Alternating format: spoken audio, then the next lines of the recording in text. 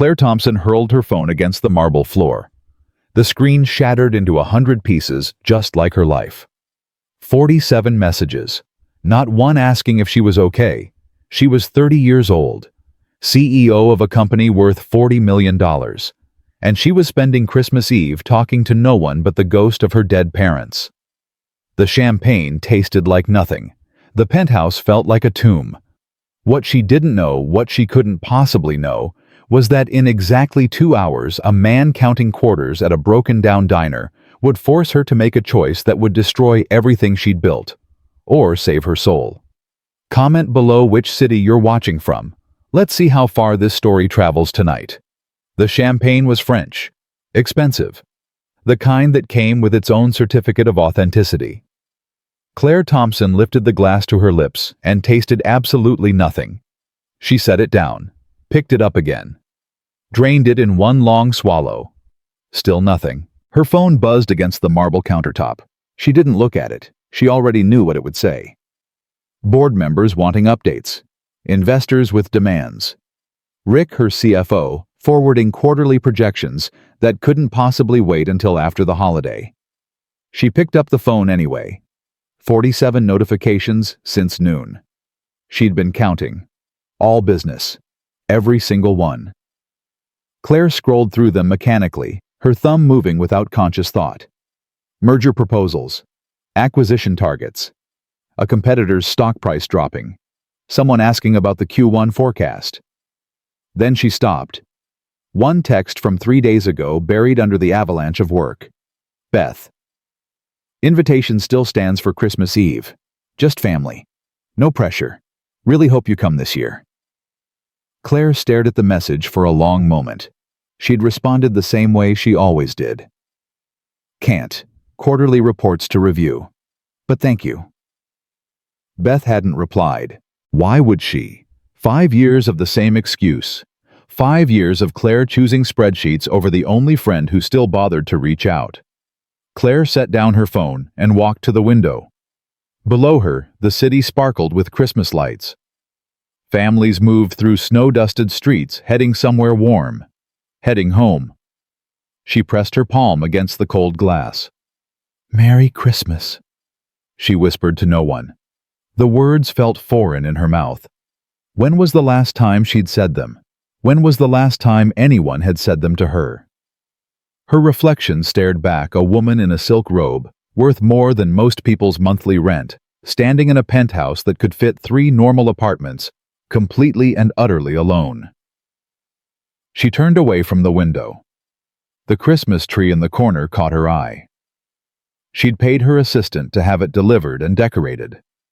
Professional designer. Perfect placement. Every ornament coordinated in silver and white. It looked like something from a magazine.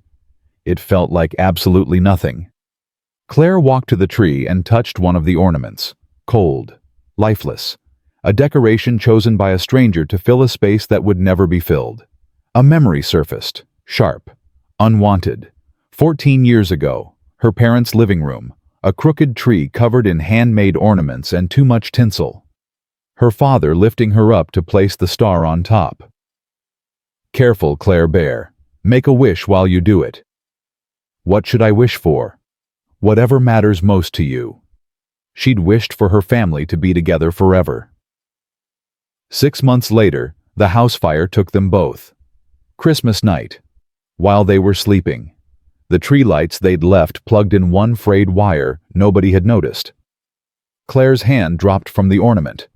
She walked back to the kitchen, poured another glass of champagne, drank it without tasting. Her phone buzzed again. She threw it across the room. It hit the wall and clattered to the floor, screen cracked, but still glowing with notifications. "I built this," she said aloud, her voice echoing in the empty space. "I built all of this." $40 million. A company that employed 300 people. A reputation that made grown men nervous in boardrooms. And not one person to spend Christmas with. She'd made a choice, hadn't she? After her parents died.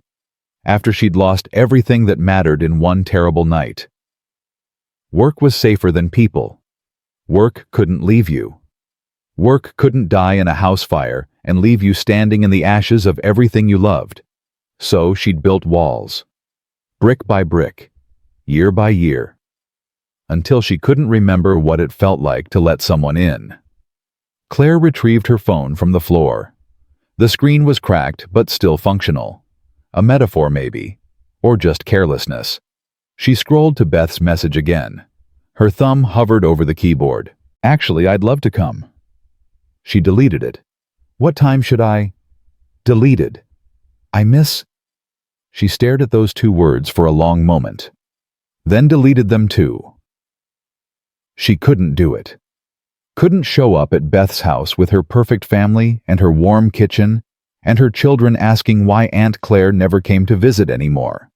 Couldn't explain that she'd forgotten how to be a person. That somewhere along the way, she'd turned herself into a machine that processed deals and generated profit and felt absolutely nothing. Claire walked to the coat closet. She couldn't stay here, not tonight, not with 14 years of ghosts pressing against the walls. She grabbed her coat, a designer piece that cost more than most people earned in a month, and headed for the door. The elevator took her down 42 floors. She watched the numbers descend, her reflection multiplied in the mirrored walls. A woman alone. A woman who'd forgotten how to be anything else. The doorman looked up when she stepped into the lobby. "Ms. Thompson, I didn't expect to see you tonight." Claire paused. George. His name was George. He'd worked here for 15 years, and she'd never once asked about his family. "Merry Christmas, George." The words came out stilted, awkward, like she was speaking a language she'd once known but had long forgotten. George's face transformed with surprise, then genuine warmth.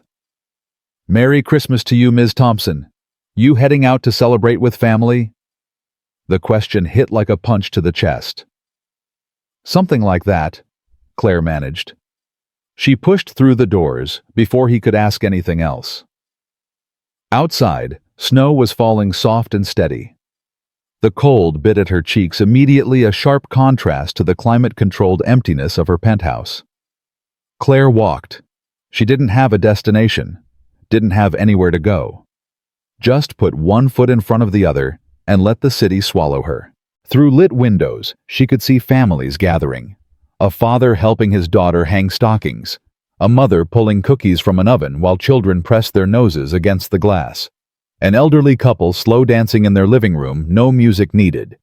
She stopped outside a modest house where a little boy was climbing onto his father's shoulders to place a star on their tree. The dad's face was lit with pure joy as he steadied his son. Claire's father, doing the same thing, his laugh, his hands keeping her safe. Gone. 14 years gone. And she was still alone. Tears froze on her cheeks before she could wipe them away. She forced herself to keep walking, head down, shoulders tight against the cold. 2 blocks later she saw it. The Copper Kettle, a diner with steamed windows and a neon sign that flickered slightly.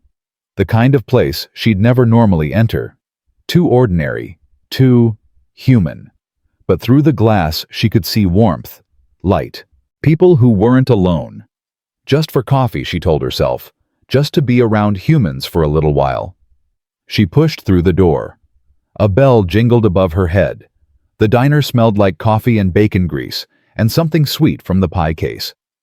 Christmas music played from speakers, Silent Night, competing with the hiss of the espresso machine. Claire stood in the doorway, suddenly aware of how out of place she was. Her coat probably cost more than everything in this room combined. Her shoes were Louboutin.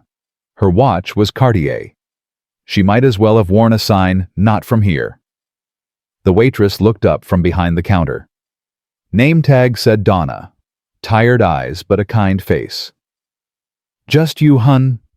Claire flinched at the question. The emphasis on just. "Yes, just coffee, please."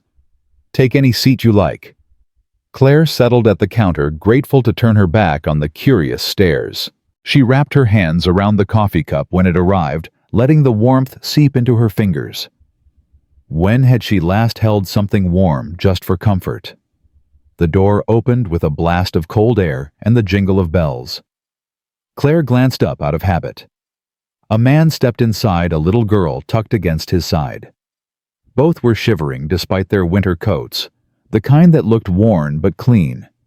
Loved and patched, and kept for years, because buying new ones wasn't really an option.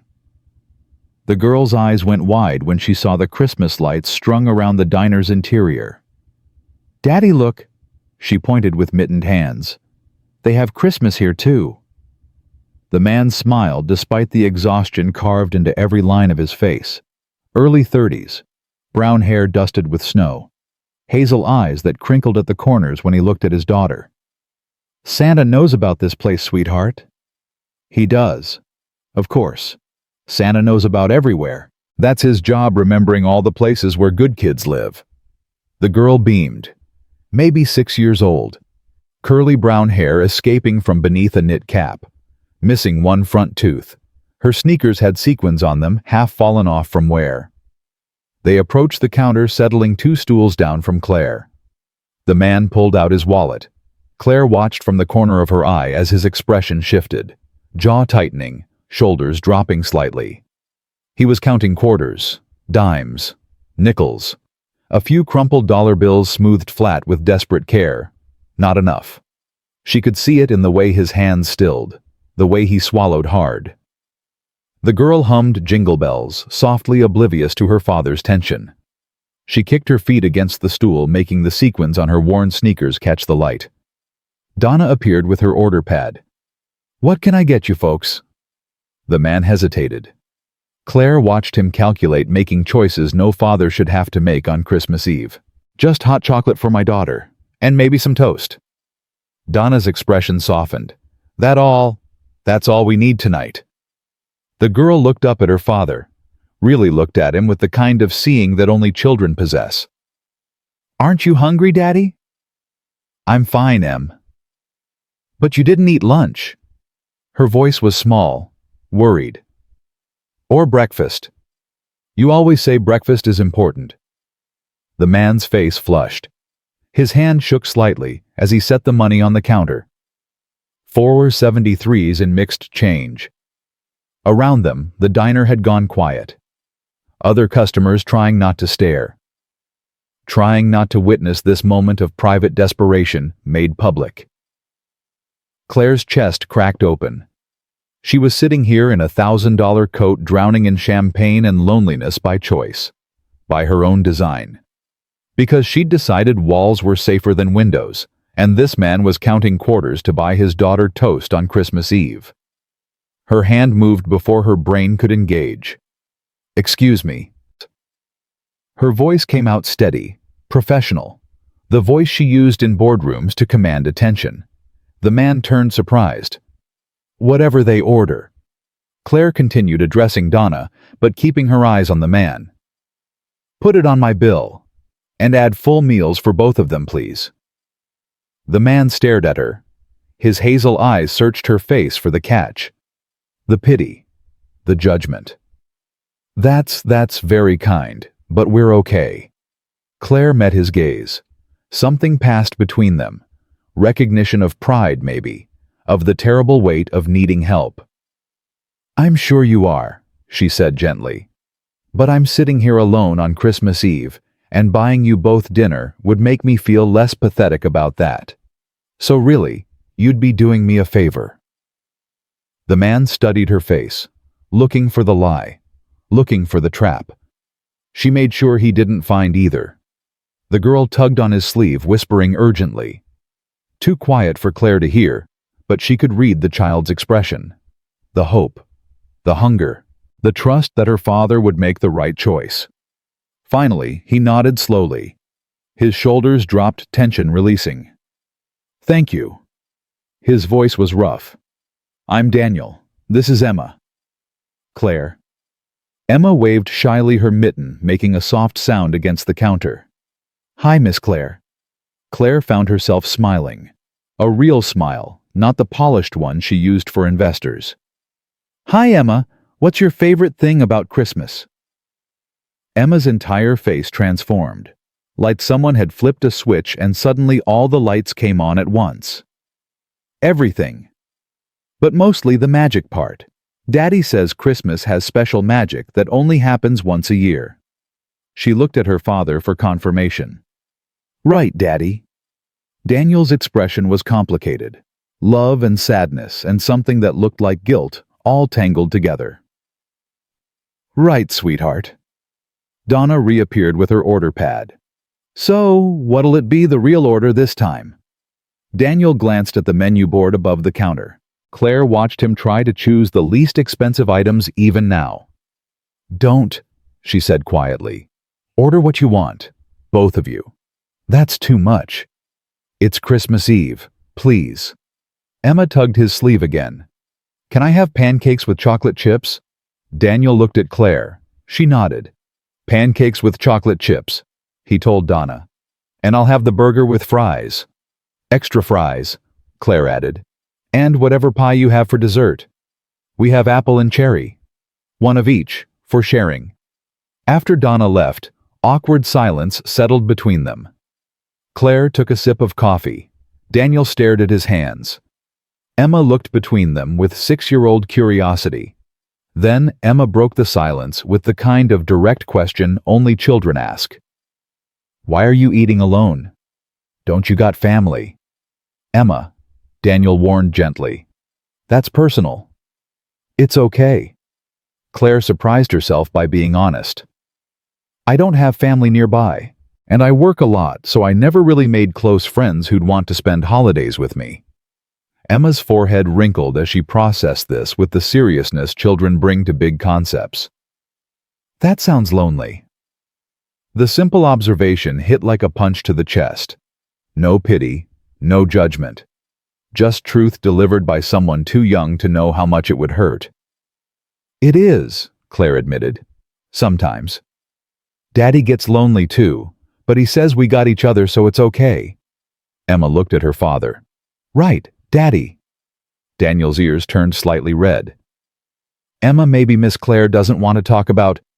It's fine, Claire said. And strangely it was. Your daughter's right. Being alone is lonely even when it's your own choice. Emma studied her with the intense focus of childhood. The kind that sees through expensive coats and perfect hair to the person underneath. You should come celebrate with us. Emma. No, Daddy, listen. Emma's voice rose with excitement. Miss Claire is nice, and she bought us dinner, and she's sad, and you always say nobody should be alone on Christmas. Daniel looked mortified and touched in equal measure. That's very sweet, Em. But Claire probably has plans. I don't. The words came out before Claire could think them through. I don't have plans. They stared at each other across the counter. Daniel's hazel eyes searching hers, trying to understand why a woman in a $1,000 coat would want to spend Christmas with strangers in a one-bedroom apartment. Emma grinned, showing the gap where her front tooth used to be. Then it settled. You're coming home with us for Christmas. Donna brought their food to a booth instead of the counter. More room for a family dinner, she said with a knowing smile that made Claire's throat tighten. Family. They slid into the booth, Emma in the middle, Claire and Daniel on either side. It felt natural despite being completely strange. Emma's pancakes arrived piled high with chocolate chips. She stared at them like they were treasure eyes, wide with wonder. Can I really eat all these? Every single one? Daniel said, voice thick with emotion. Miss Claire made sure of it. Emma picked up her fork, then paused. We should say what we're thankful for first. That's what Grandma used to do. Daniel's expression flickered with old pain before smoothing into something softer. Okay, sweetheart. You start. Emma closed her eyes very seriously, hands folded on the table. I'm thankful for Daddy. And for Miss Claire buying us dinner. And for chocolate chip pancakes. And for Christmas magic. She opened her eyes and looked at Daniel expectantly. Your turn. I'm thankful for you, Em. For your big heart that's always looking out for other people. Both of them turned to Claire.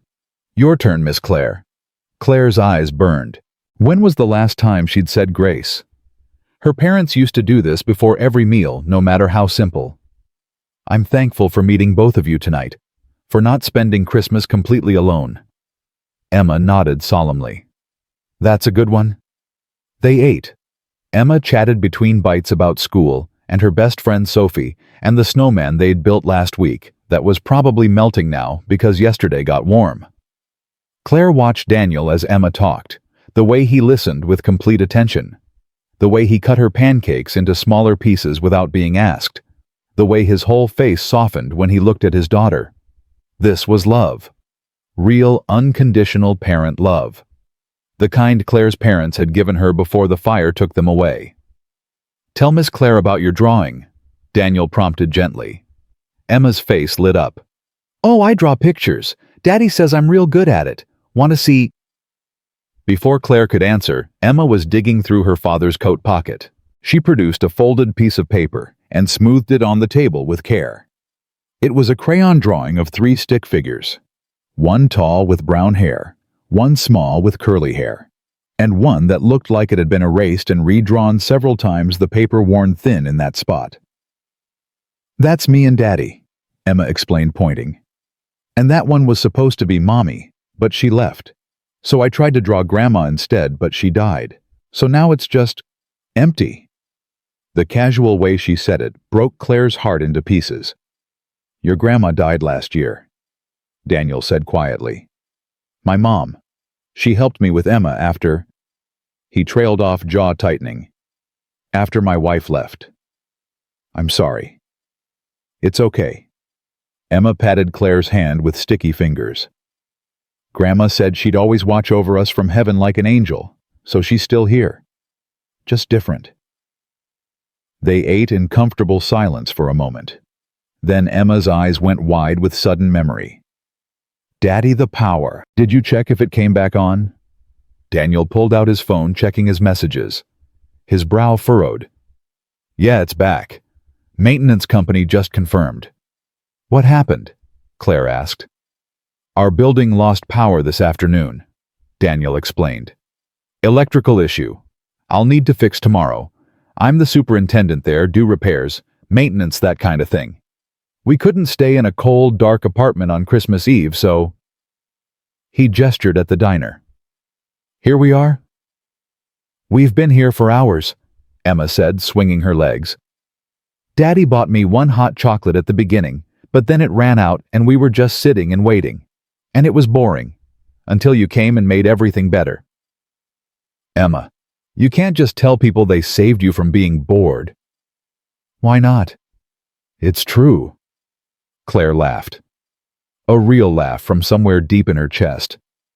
When was the last time she'd laughed like that? Daniel looked at her apologetically. I should get her home. It's already way past bedtime. No, it's not. It's Christmas break. Oh, right. Can Miss Claire come with us? Emma asked suddenly, looking between them with hope shining in her eyes. Please.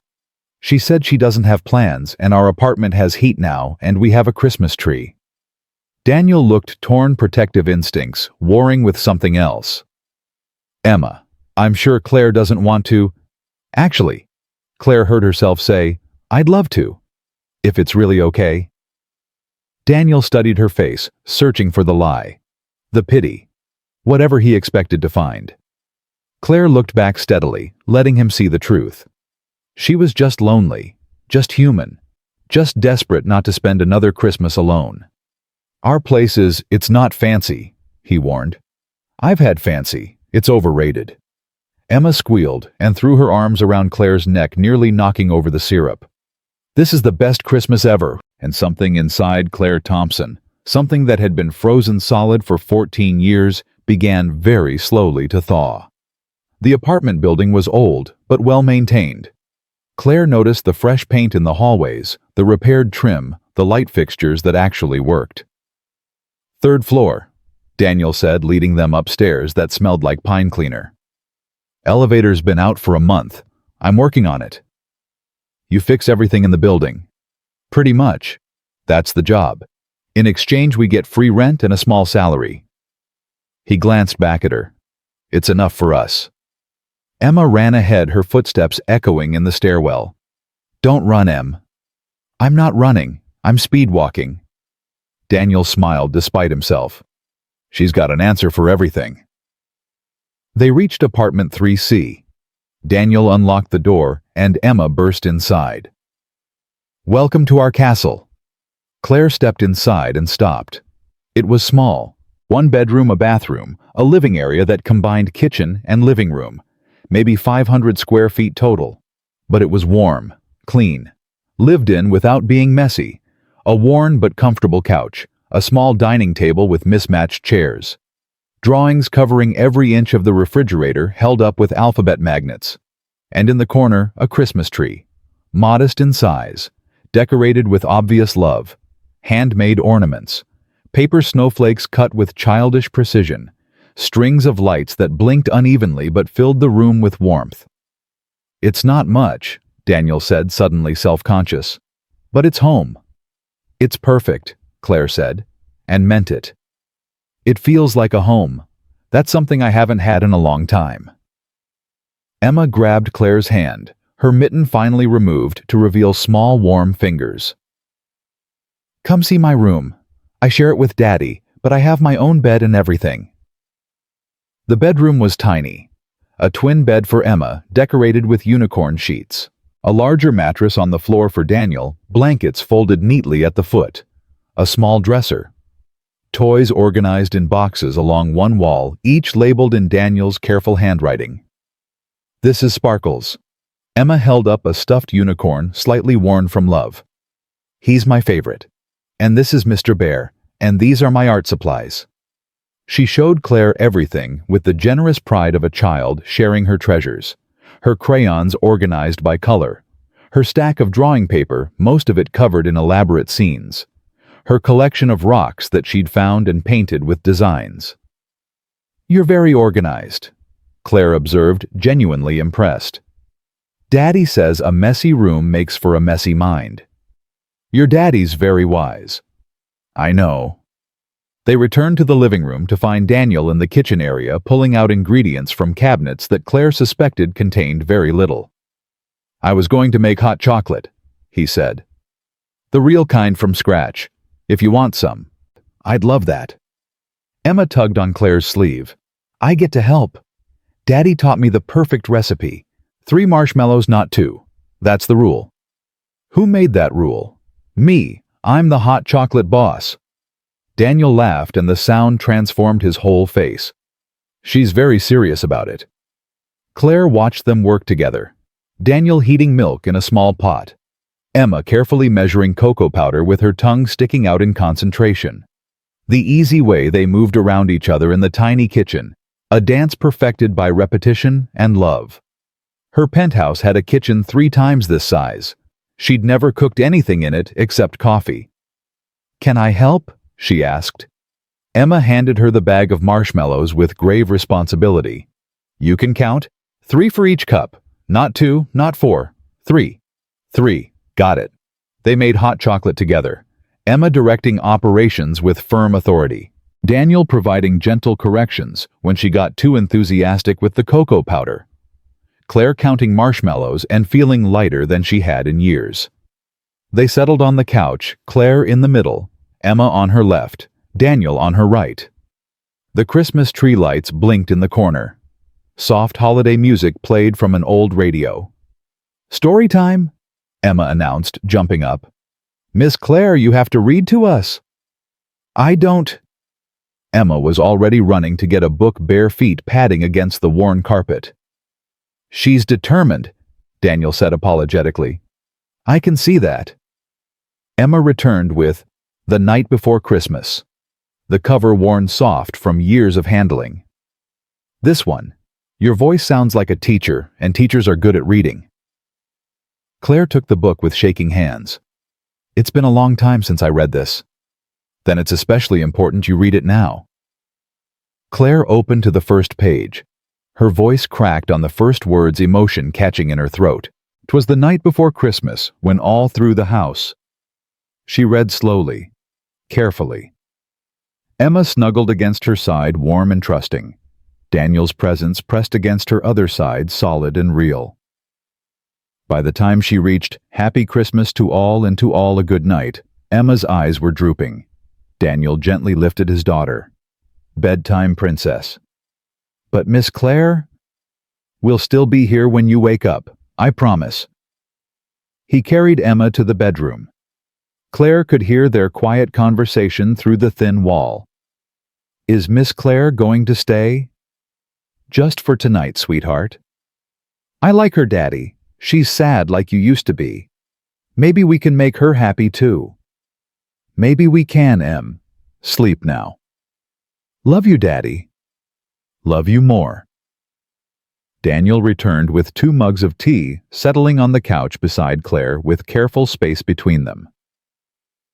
"Thank you for staying," he said quietly. "Emma hasn't been this excited about Christmas in a while." "Thank you for letting me stay. I haven't felt this." Claire paused, searching for the right word. "Connected. In years." They sipped their tea in comfortable silence. The Christmas tree lights blinked rhythmically. The old building creaked and settled around them. "Your daughter is amazing," Claire said finally. "She's the best thing I ever did. Only thing I didn't mess up." "You didn't mess anything up. You're raising her alone. That's brave." Daniel's laugh was hollow. "Most days I feel like I'm barely keeping my head above water." "You're doing more than that. She's happy, secure. She knows she's loved. That's everything." Her mother left when she was 3. The words came out like they'd been held back for too long. No warning, just a note on the kitchen table saying she couldn't do this anymore. That being a mother was holding her back from her dreams. Claire's hand moved instinctively, covering his where it rested on the couch between them. That wasn't about Emma. That was about her. "I know. Logically, I know. But Emma sometimes asks why her mom didn't want her, and I don't have a good answer for that. The answer is that your ex-wife is an idiot. Emma is extraordinary." Their eyes met. Something sparked in the space between them. Recognition, maybe, of shared loneliness, of wounds that matched. Daniel's thumb brushed across Claire's knuckles. Tentative. Gentle. "Can I ask you something?" "Sure." "Why were you really alone tonight? You seem like someone who could have her pick of holiday invitations." Claire pulled her hand back, wrapping it around her tea mug like armor. "I've spent 10 years building my company. 10 years of 14-hour days and missed birthdays and relationships that withered because I was never there." She stared into her tea. "After my parents died, I decided work was safer than people. Work couldn't leave, couldn't die, couldn't hurt me." "But it did hurt you." "Yeah." Her voice was barely a whisper. "Just in a different way. I'm sorry about your parents. House fire, when I was 16. They were home for Christmas instead of taking a work trip." She looked up at him, eyes bright with old tears. "If they'd chosen work, they'd still be alive." "Claire, I know that's not logical. But grief isn't logical. And for 14 years I've been terrified of losing anyone else. So I just didn't let anyone in." Daniel shifted closer, not touching, but near enough that she could feel his warmth. "My ex leaving destroyed me," he said quietly. Not just the abandonment, but what it did to Emma. Watching her wait by the window for a mom who was never coming back. He swallowed hard. "I swore I'd never let anyone close enough to hurt us like that again.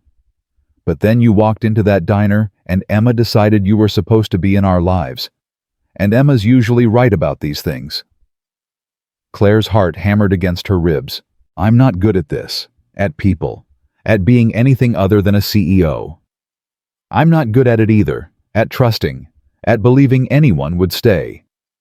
They sat in silence, the space between them charged with possibility and fear in equal measure. "I should probably sleep," Claire said finally. "It's late. You can have the couch. I'll take the floor." "Daniel, I can't take your... You're our guest, please." He brought her a pillow and blanket, both worn soft from use. Their hands brushed during the exchange, and Claire felt something electric pass between them. "Good night, Claire." "Good night." She lay awake for a long time after he left, staring at the Christmas tree lights blinking in the corner, listening to the quiet sounds of Daniel settling in the bedroom. Emma's soft breathing through the wall. For the first time in 14 years, she wasn't alone on Christmas. And she wasn't sure what terrified her more, how good that felt, or how much she wanted it to stay that way. Claire woke to the smell of pancakes and the sound of giggles from the kitchen. For a confused moment, she didn't know where she was. Then memory returned. The diner. Daniel. Emma. Christmas Eve spent in a one-bedroom apartment that felt more like home than anywhere she'd lived in years. She sat up on the couch. Someone Daniel had covered her with an extra blanket while she slept. The gesture made her throat tighten. Morning light streamed through the windows, turning the worn furniture golden. The Christmas tree looked softer in daylight, less perfect, but somehow more beautiful. "No, Em, that's too much batter." Crash. More giggles. "Now it's everywhere." "I can see that." Claire smiled before she was fully awake. When was the last time she'd woken up to laughter? She found them in the kitchen. Daniel in sweatpants and a t-shirt, his hair sticking up in the back. Emma in unicorn pajamas covered head to toe in pancake batter, looking like she'd waged war against breakfast and lost. "Miss Clare?" Emma spotted her and ran over batter-covered hands, reaching. "We're making pancakes.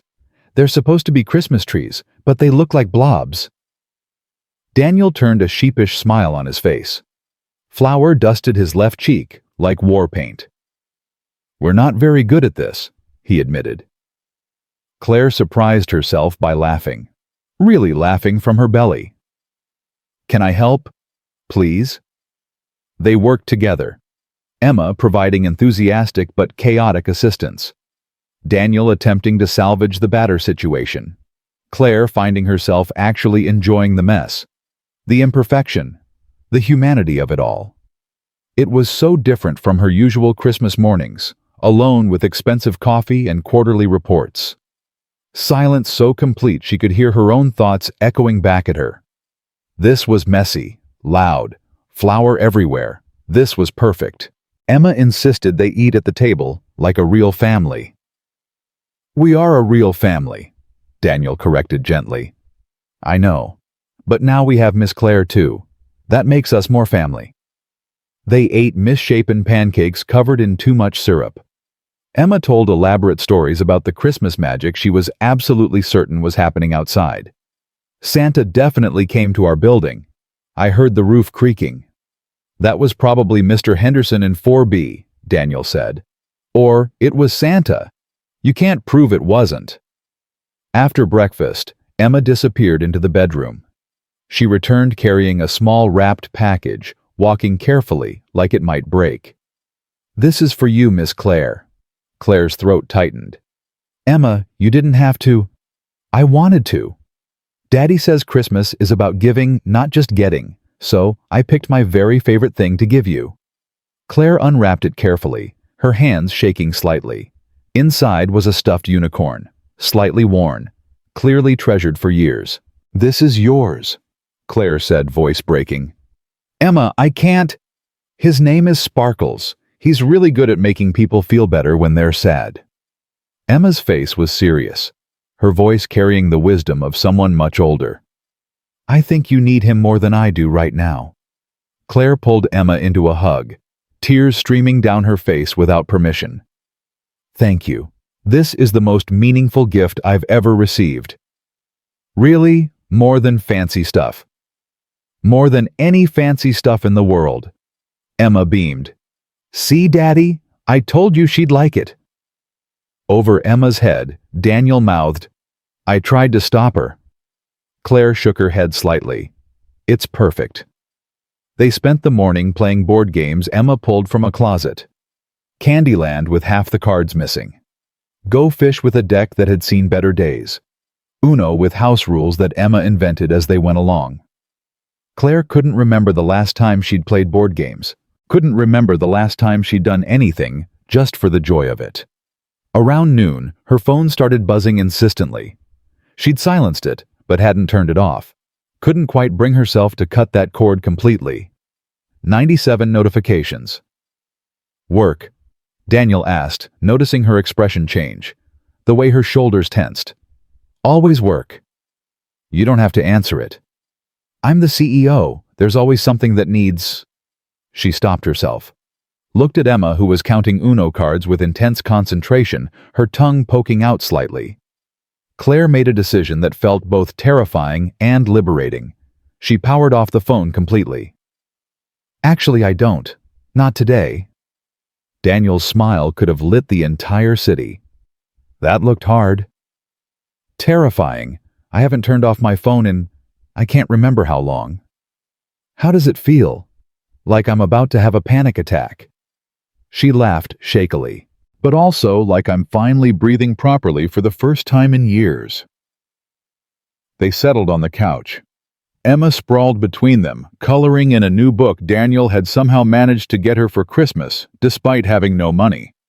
Claire looked at the two of them and felt something shift in her chest.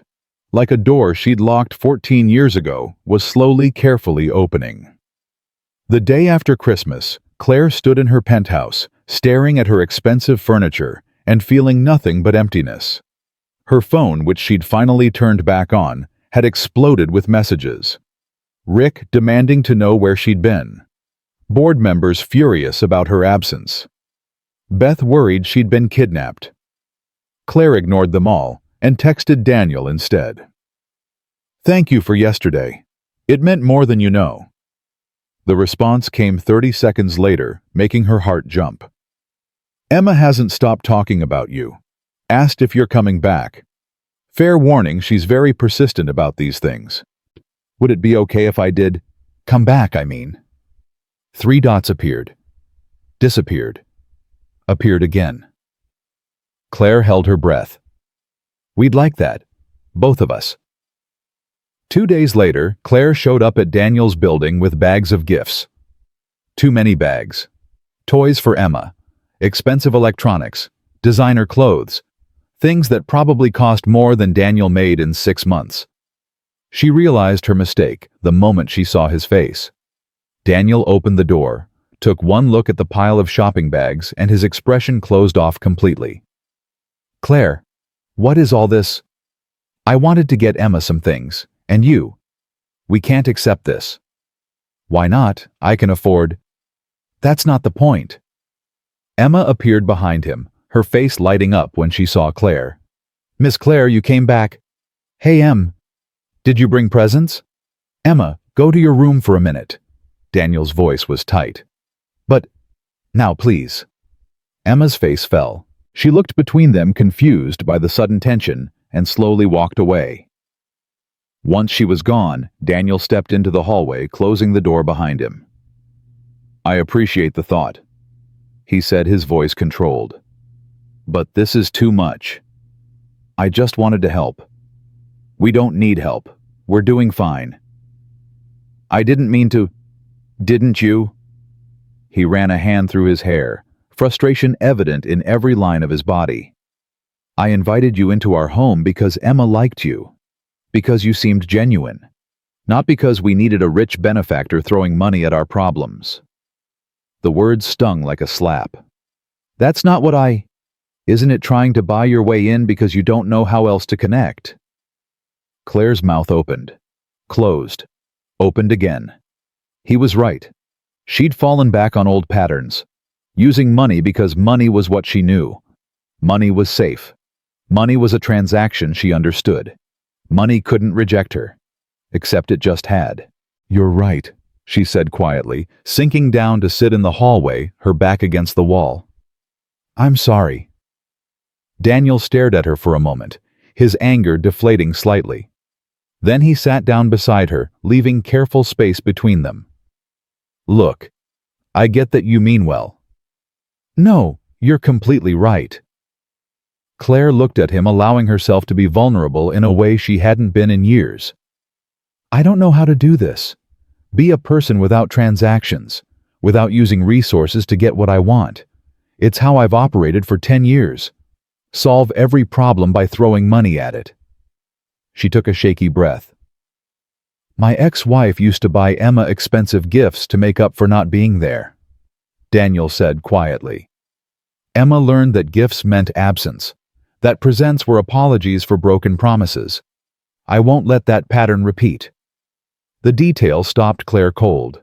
Of course this would trigger him. I didn't know, she said. But I should have thought.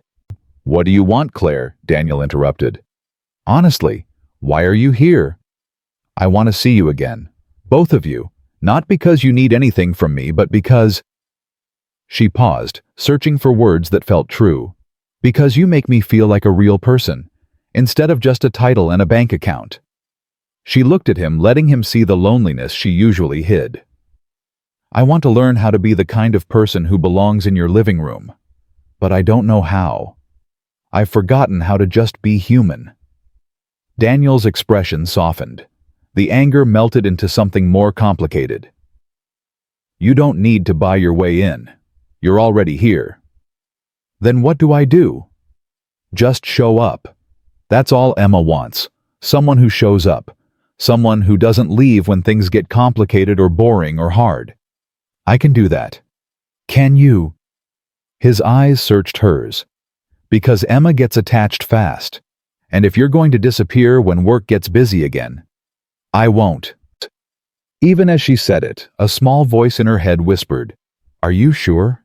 Can you really promise that Daniel must have heard the doubt because his eyes searched hers, looking for certainty she wasn't sure she possessed? I'm not saying it'll be easy, Clare admitted, but I want to try. I want to prove I can choose differently this time. Okay. He stood, offered his hand to help her up. Then come have dinner with us tonight. No gifts, just you. Just me. Just you is enough. Those 4 words felt like absolution. They ate spaghetti that night, Emma helping make the sauce more of it on her shirt than in the pot. Clare learned that Emma was terrified of the dark, that Daniel had been saving for a year to take her to the zoo, that Emma's favorite color was purple, because it's fancy, but also fun. After Emma went to bed, Daniel and Clare sat on the couch with tea, a comfortable silence settling between them. Can I ask you something? Daniel said. Sure. What made you turn off your phone on Christmas? That seemed significant. Clare was quiet for a long moment, choosing her words carefully. I was sitting there looking at Emma count her Uno cards, completely absorbed in the game. And I realized I hadn't felt that present in years. Every moment of my life, I'm thinking about the next meeting, the next deal, the next crisis. She looked at him. But with you two, I was just there, in the moment, and it felt like coming up for air after drowning for a decade. Is that why you came back, to feel that again? I came back because for the first time in 14 years I wasn't alone on Christmas, and I'm not ready to go back to being alone yet. Daniel shifted closer, their shoulders touching. You know what scares me, he said quietly. What? That you'll wake up one day and realize we're not worth what you gave up. That you'll resent us for making you choose between us and the life you built. I could never.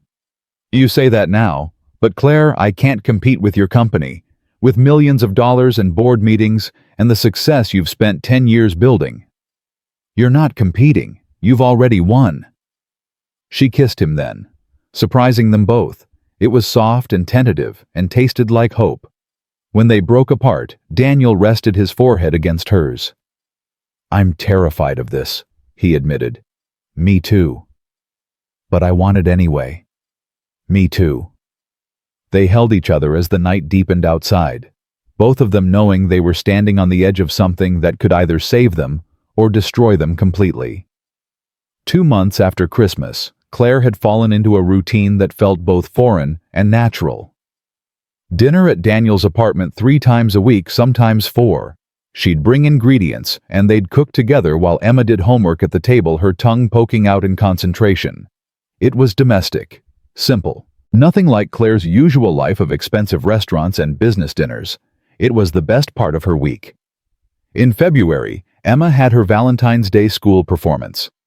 Claire had promised to attend. The day of a board meeting ran late. Rick droned on about quarterly projections, while Claire watched the clock, anxiety building in her chest like pressure before a storm. 4:30. Performance started at 5. "We need to discuss the merger proposal," Rick said, pulling up another slide. "Can it wait?" Claire asked, already gathering her things. "It's time-sensitive." "It can wait." She grabbed her coat and ran, leaving Rick sputtering behind her. She arrived at the school at 5:05.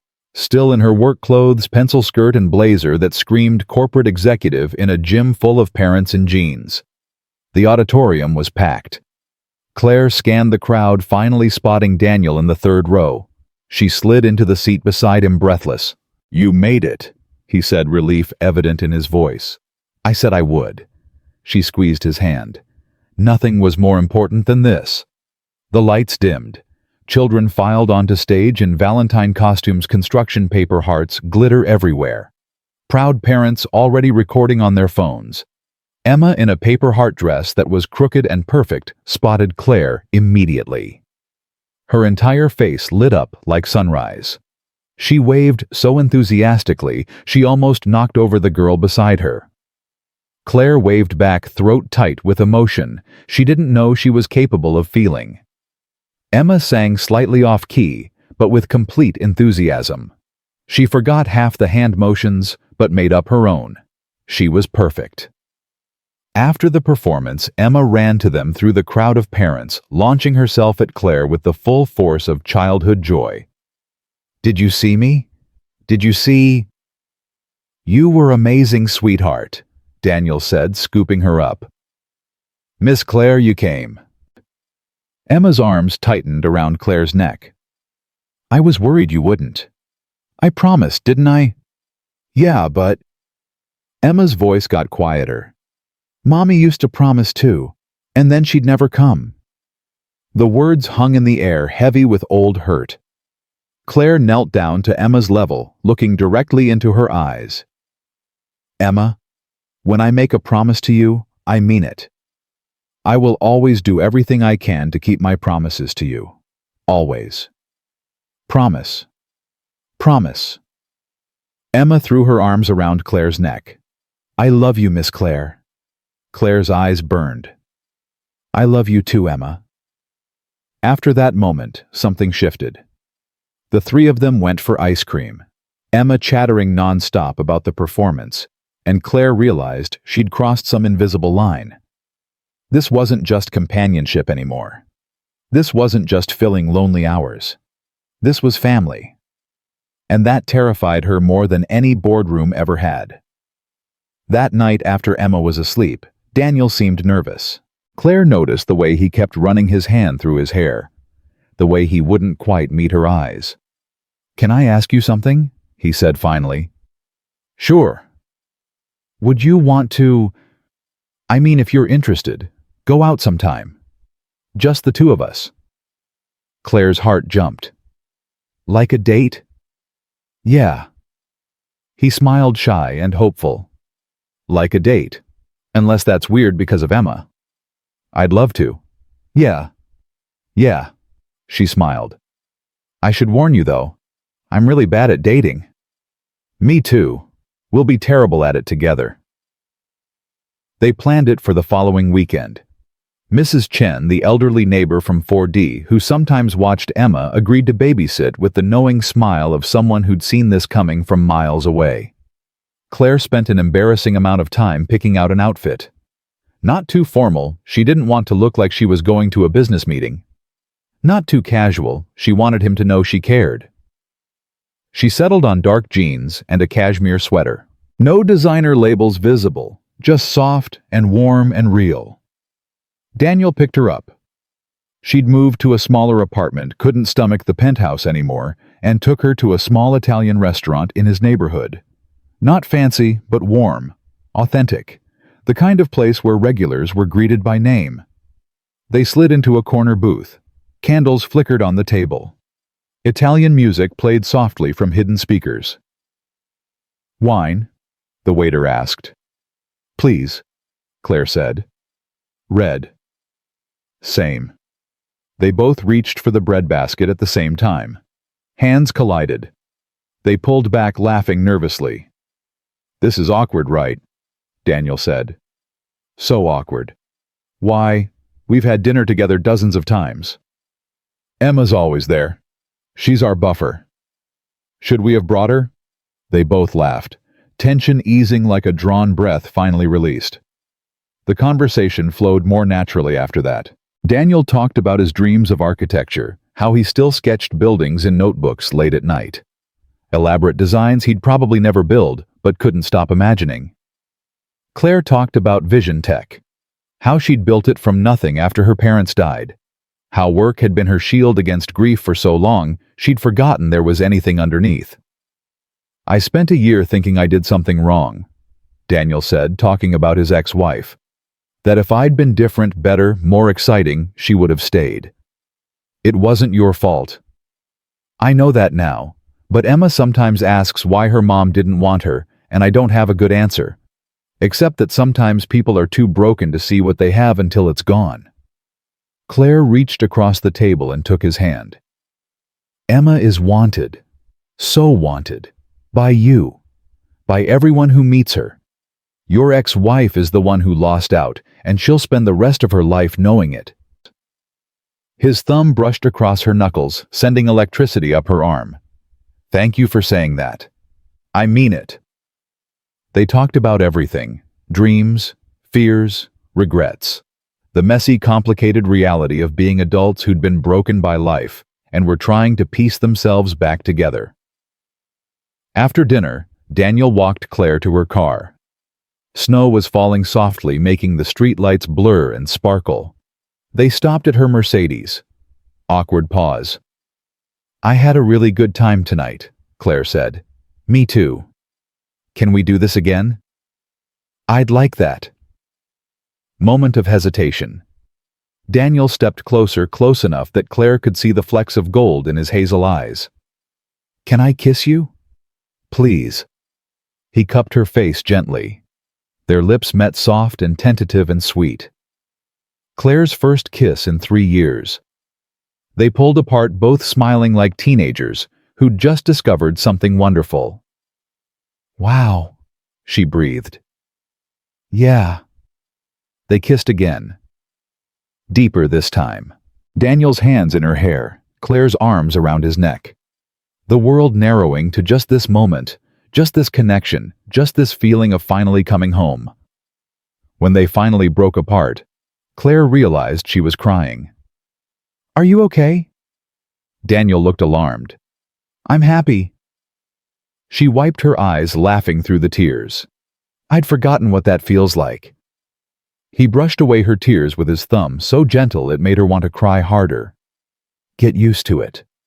I plan on making you happy as much as possible." Claire drove home with her heart-singing, hands shaking slightly on the steering wheel. For the first time since her parents died, she felt like she might actually get to keep something good. And that possibility was the most terrifying, wonderful thing she'd ever experienced. Spring arrived with crisis. Vision Tech faced a hostile takeover attempt. A Silicon Valley giant saw their technology and wanted to absorb them, strip the company for parts and patents. The board was split. Half wanted to sell and take the massive payout. Half wanted to fight and maintain independence. Claire had to be present, full-time, all hours, no exceptions. Meetings until midnight, emergency calls at 3 a.m., strategy sessions that ate entire weekends.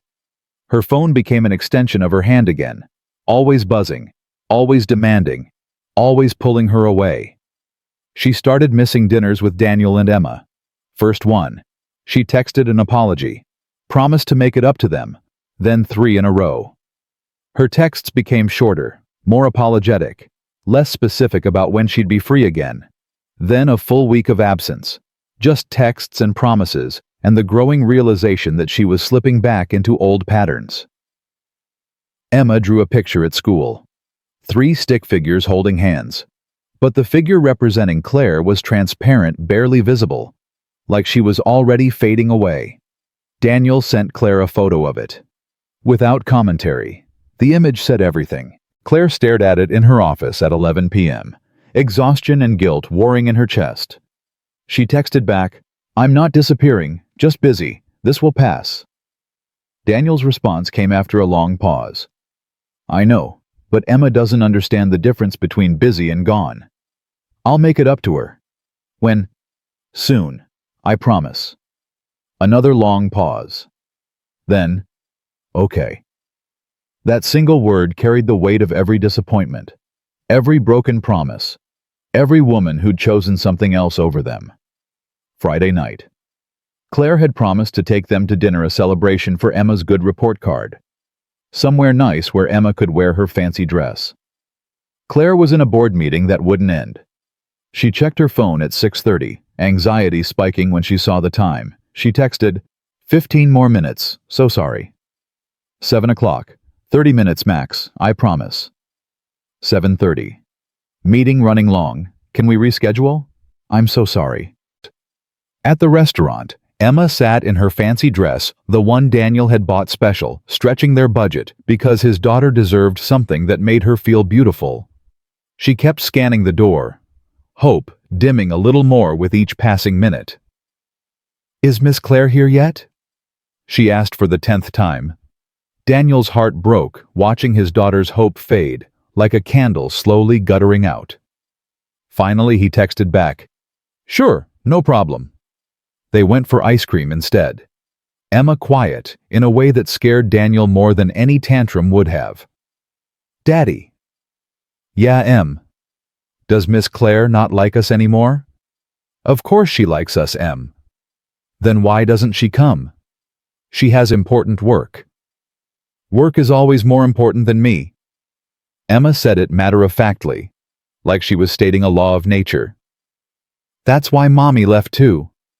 Daniel couldn't finish the lie forming in his throat. That night, Claire showed up at his apartment at 11 p.m., still in her business suit, exhausted, makeup smudged, desperate to fix what she could feel breaking. Daniel answered the door, Emma asleep in the bedroom. "I'm so sorry." "Don't. The meeting ran late and I couldn't." "Claire?" He stepped into the hallway, closing the door behind him. "Do you know what Emma said tonight?" He repeated the conversation, word for word, watching Claire's face crumple with each syllable. "I never wanted." "I know, but impact matters more than intention.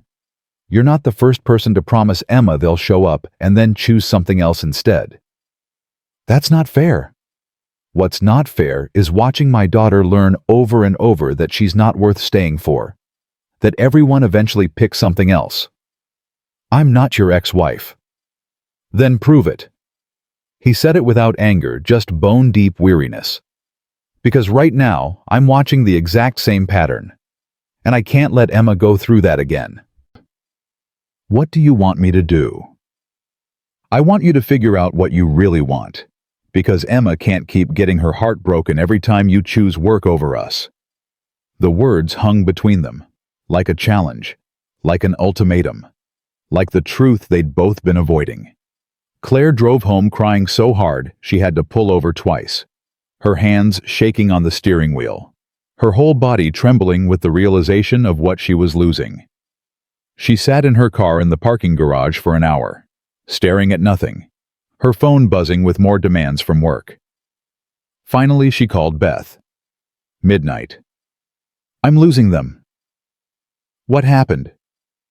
Claire explained everything, the words tumbling out between sobs. "So choose them," Beth said simply. "It's not that simple." "Why not?" "The company needs me. The board.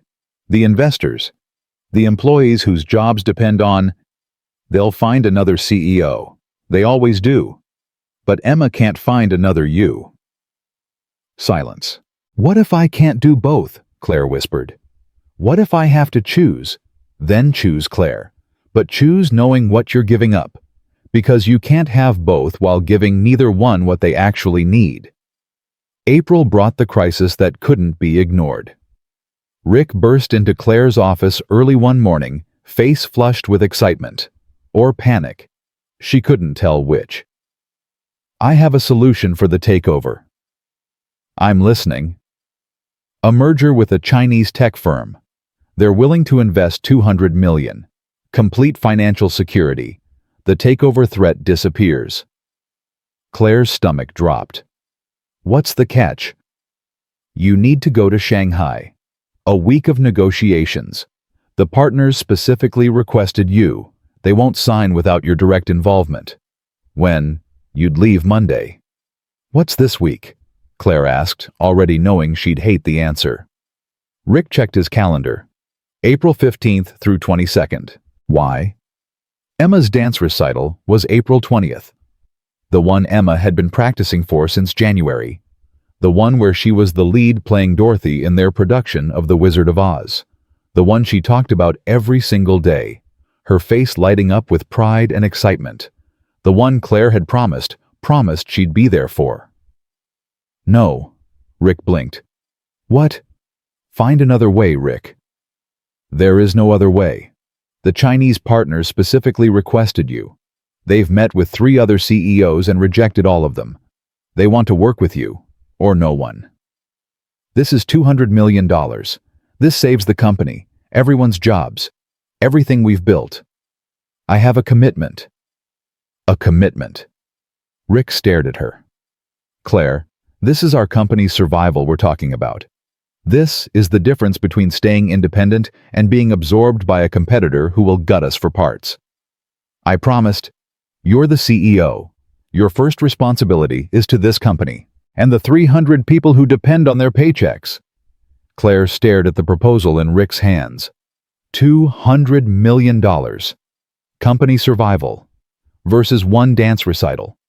When she framed it that way, the answer seemed obvious. But Emma's face kept appearing in her mind. The way she'd demonstrated her dance routine in the living room. Her earnest voice saying, "You're coming right, Miss Claire. You promise?" "I need to think about it. We need an answer by tomorrow morning." That night, Claire sat in Daniel's living room. Emma was at a sleepover with Sophie, giving them rare time alone to talk. She told him about Shanghai. Daniel's face went carefully blank. "You have to go." "What?" "It's $200 million. Company survival. That's..." He swallowed. "You have to go." "But Emma's recital." "I know. I promised her." "I know that too." They sat in silence, heavy, suffocating. "Tell me what to do," Claire said, hating how desperate she sounded. "I can't." Daniel's voice was soft but firm. "This has to be your choice, Claire. But I need you to understand something." He turned to face her, his eyes sad and honest. "If you go, Emma will learn that promises break when something more important comes along. That she'll always be second to work. She's 6 years old, and she's already learned that lesson from her mother. I can't watch her learn it again from someone else she loves. It's not about her specifically. I know, but that's what she'll believe. That's what gets internalized. I'm not important enough to keep." "What would you do?" Claire asked desperately. Daniel looked at her with eyes that had already seen too much loss. "I gave up architecture for Emma. Gave up my dreams, my education, everything I wanted for myself. Because she's more important than any dream, any amount of money, any opportunity that would mean breaking a promise to her." He paused. "But that's my choice, and this is yours." After Claire left, Daniel sat alone in the dark, head in his hands. He loved her. God, he loved her. But he couldn't watch Emma's heart break again. Couldn't watch his daughter learn that everyone eventually leaves. And he couldn't compete with a company worth millions. Couldn't compete with a life Claire had spent a decade building. He'd known from the start this might end this way.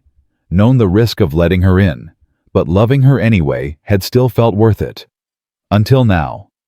Claire drove to her apartment and sat in the dark, paralyzed by the decision. Call Rick in the morning, say yes or say no.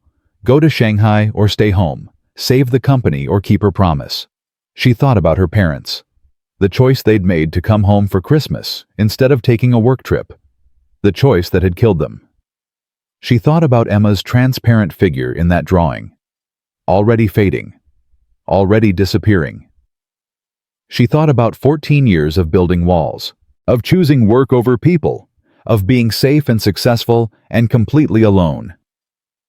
At 3 a.m., she made her decision. She called Rick. "Book my flight to Shanghai." Even as she said it, something inside her shattered completely. Shanghai was beautiful and hollow. The hotel was perfect. The negotiations went smoothly, and Claire was drowning. 3 a.m., wide awake with jet lag and guilt. She looked at photos on her phone. Emma and Daniel. Emma's drawings. Videos of Emma practicing her dance routine in the living room, her face glowing with excitement. Her phone buzzed. Text from Emma. "I hope your work trip is good. I'll miss you at my recital. But it's okay. I understand." No guilt trip, no anger. Just a 6-year-old trying to be mature about being abandoned. Claire cried in her perfect hotel room, surrounded by luxury that meant nothing. The negotiations went well. The Chinese partners liked her. The deal was coming together piece by piece. Rick was ecstatic. "We're going to save the company." Claire felt hollow, like someone had scooped out everything inside her and left only the shell. Friday afternoon, final negotiation session. Claire checking her watch every 10 minutes, doing the math. Recital starting in 6 hours. No way to make it back in time. Then the Chinese partners dropped their bomb.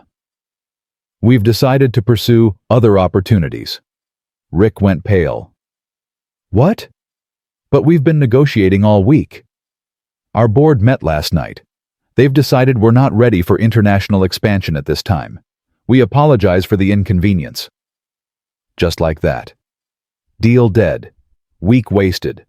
All that sacrifice. Missing Emma's recital. Breaking her promise. Proving Daniel right about every fear he'd ever had. For nothing. Claire sat in her hotel room staring at the ceiling. Calculating time differences. Recital starting in 3 hours. No way to get back. Her phone rang. FaceTime from Beth. "I'm at the recital," Beth said without preamble, her voice tight with something Claire couldn't identify. "Thought you should see this." She turned the camera toward the stage. Emma, in her white ballet outfit, hair in perfect curls, scanning the audience with desperate hope. Daniel sitting alone in the 4th row. Other families around him, parents, grandparents, siblings, all there to support their children. Emma's face fell when she didn't spot Claire. The hope dying in her eyes was visible even through the phone screen. The recital began. Emma performed beautifully, technically perfect. Every movement practiced to precision. But her face was empty, mechanical. No joy. Just a child going through motions because the person she'd wanted to perform for wasn't there. After she ran to Daniel, tears streaming. She didn't come. She promised, but she didn't come. The call ended. Claire sat in the most expensive hotel in Shanghai. Success and designer luggage surrounding her, sobbing until she couldn't breathe.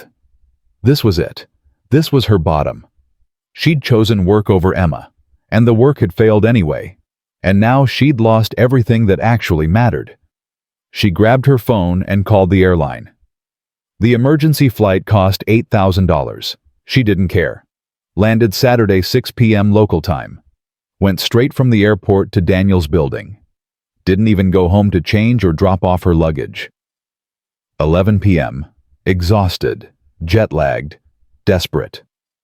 She sat outside apartment 3C with her bags. Waited. Midnight. Daniel came home from a late maintenance call, a burst pipe in 4A that had kept him working for hours. Found Claire in the hallway, still in her business suit. Mascara smudged. Luggage beside her like she'd arrived from another planet. "Claire, what are you?" "I quit." "What?" "I'm quitting my job. On Monday. Officially." "I already called Rick from the airport. Already told him to start looking for my replacement." Daniel stared at her. "You can't just, I can, I did." She looked up at him, tears streaming down her face. "Because you were right. I made my choice, and it's you. Both of you." He sank down beside her in the hallway. both of them sitting on the cold floor, backs against the wall. Claire, I'm not asking you to forgive me. Not yet. Emma's recital. God, I missed her recital. I saw Beth's video and Her voice broke. I know I can't fix that. Can't take it back. But I'm asking for a chance to prove I can choose differently. From now on. I'm choosing you. Every single time. What about your company? I'll find a buyer. Or promote someone. I don't care anymore. She grabbed his hand. Because it doesn't matter if I build the most successful company in the world, but lose you and Emma in the process. And I was losing you. I could feel it happening. And I kept choosing wrong anyway. Daniel was quiet for a long moment, his thumb tracing circles on her palm. You built that company from nothing. And I'll build something else. Something that doesn't require sacrificing every other part of my life. Something smaller. Something that lets me keep promises to 6-year-olds who deserve better than I've been giving. I love you, he said finally. But Emma's heartbroken. She thinks everyone leaves. Everyone chooses something else. Can you prove to her you won't? Can you actually follow through this time? I'm going to spend every single day trying. And if it takes years for her to trust me again, then it takes years. But I'm not leaving. I'm not choosing work over you, ever again. They sat in silence, the building settling around them with creaks and distant sounds of other people's lives.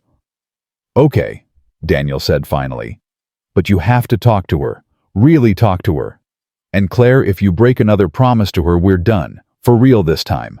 I can't watch her go through that again. I understand. Come for breakfast tomorrow, 9 a.m. I'll be here. Claire spent the night in her car in the parking lot of Daniel's building.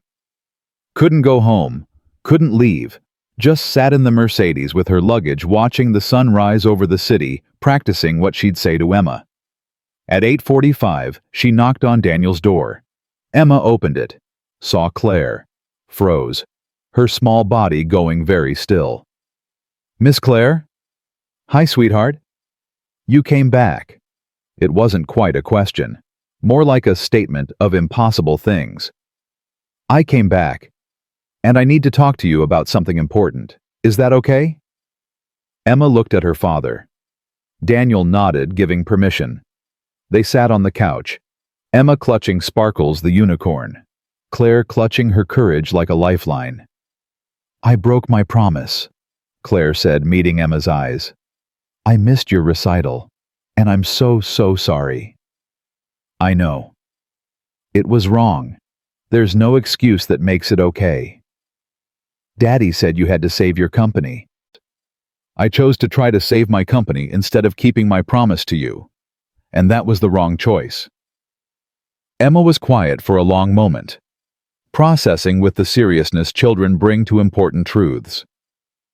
Daddy recorded it. My recital. Do you want to watch? I would love that more than anything. They watched the video on Daniel's phone. Emma's performance from every angle Daniel had managed to capture. Claire cried through the entire thing, seeing what she'd missed, seeing Emma's beautiful, heartbroken performance. You were so beautiful, Emma. So perfect. I looked for you, Emma said, matter-of-factly, without accusation, which somehow made it worse. In the audience. I kept looking. I know, and I'm so sorry I wasn't there. Are you going to leave again for work? No. Promise. I'm choosing you. I quit my job. I'm not going back to that company. From now on, I'm choosing you. Every single time. Emma studied her face with 6-year-old seriousness, looking for the lie, looking for the catch. Okay, I forgive you. Claire's breath caught. You do? But you have to come to my birthday party in September, and next year's recital, and my school play in winter. Promise. I'll be at all of them. Promise. Promise, promise. You said that before. The words hung heavy. I know, and I broke it. So I understand if you don't trust me right now. But I'm going to earn it back. However long it takes. Emma thought about this. Then she threw her arms around Claire's neck. I missed you. Even when I was mad, I missed you. I missed you too, Emma. Claire held her tight, tears streaming down her face. Over Emma's shoulder, she met Daniel's eyes. He was crying too. And Claire knew this was her second chance, maybe her last one, and she was going to do whatever it took to deserve it. The next 3 months were a study in consistency. Claire showed up, every day, every promise, every small moment that Emma needed to see to believe this was real. She submitted her resignation to Vision Tech. 90 days of transition. Helping the new CEO settle in.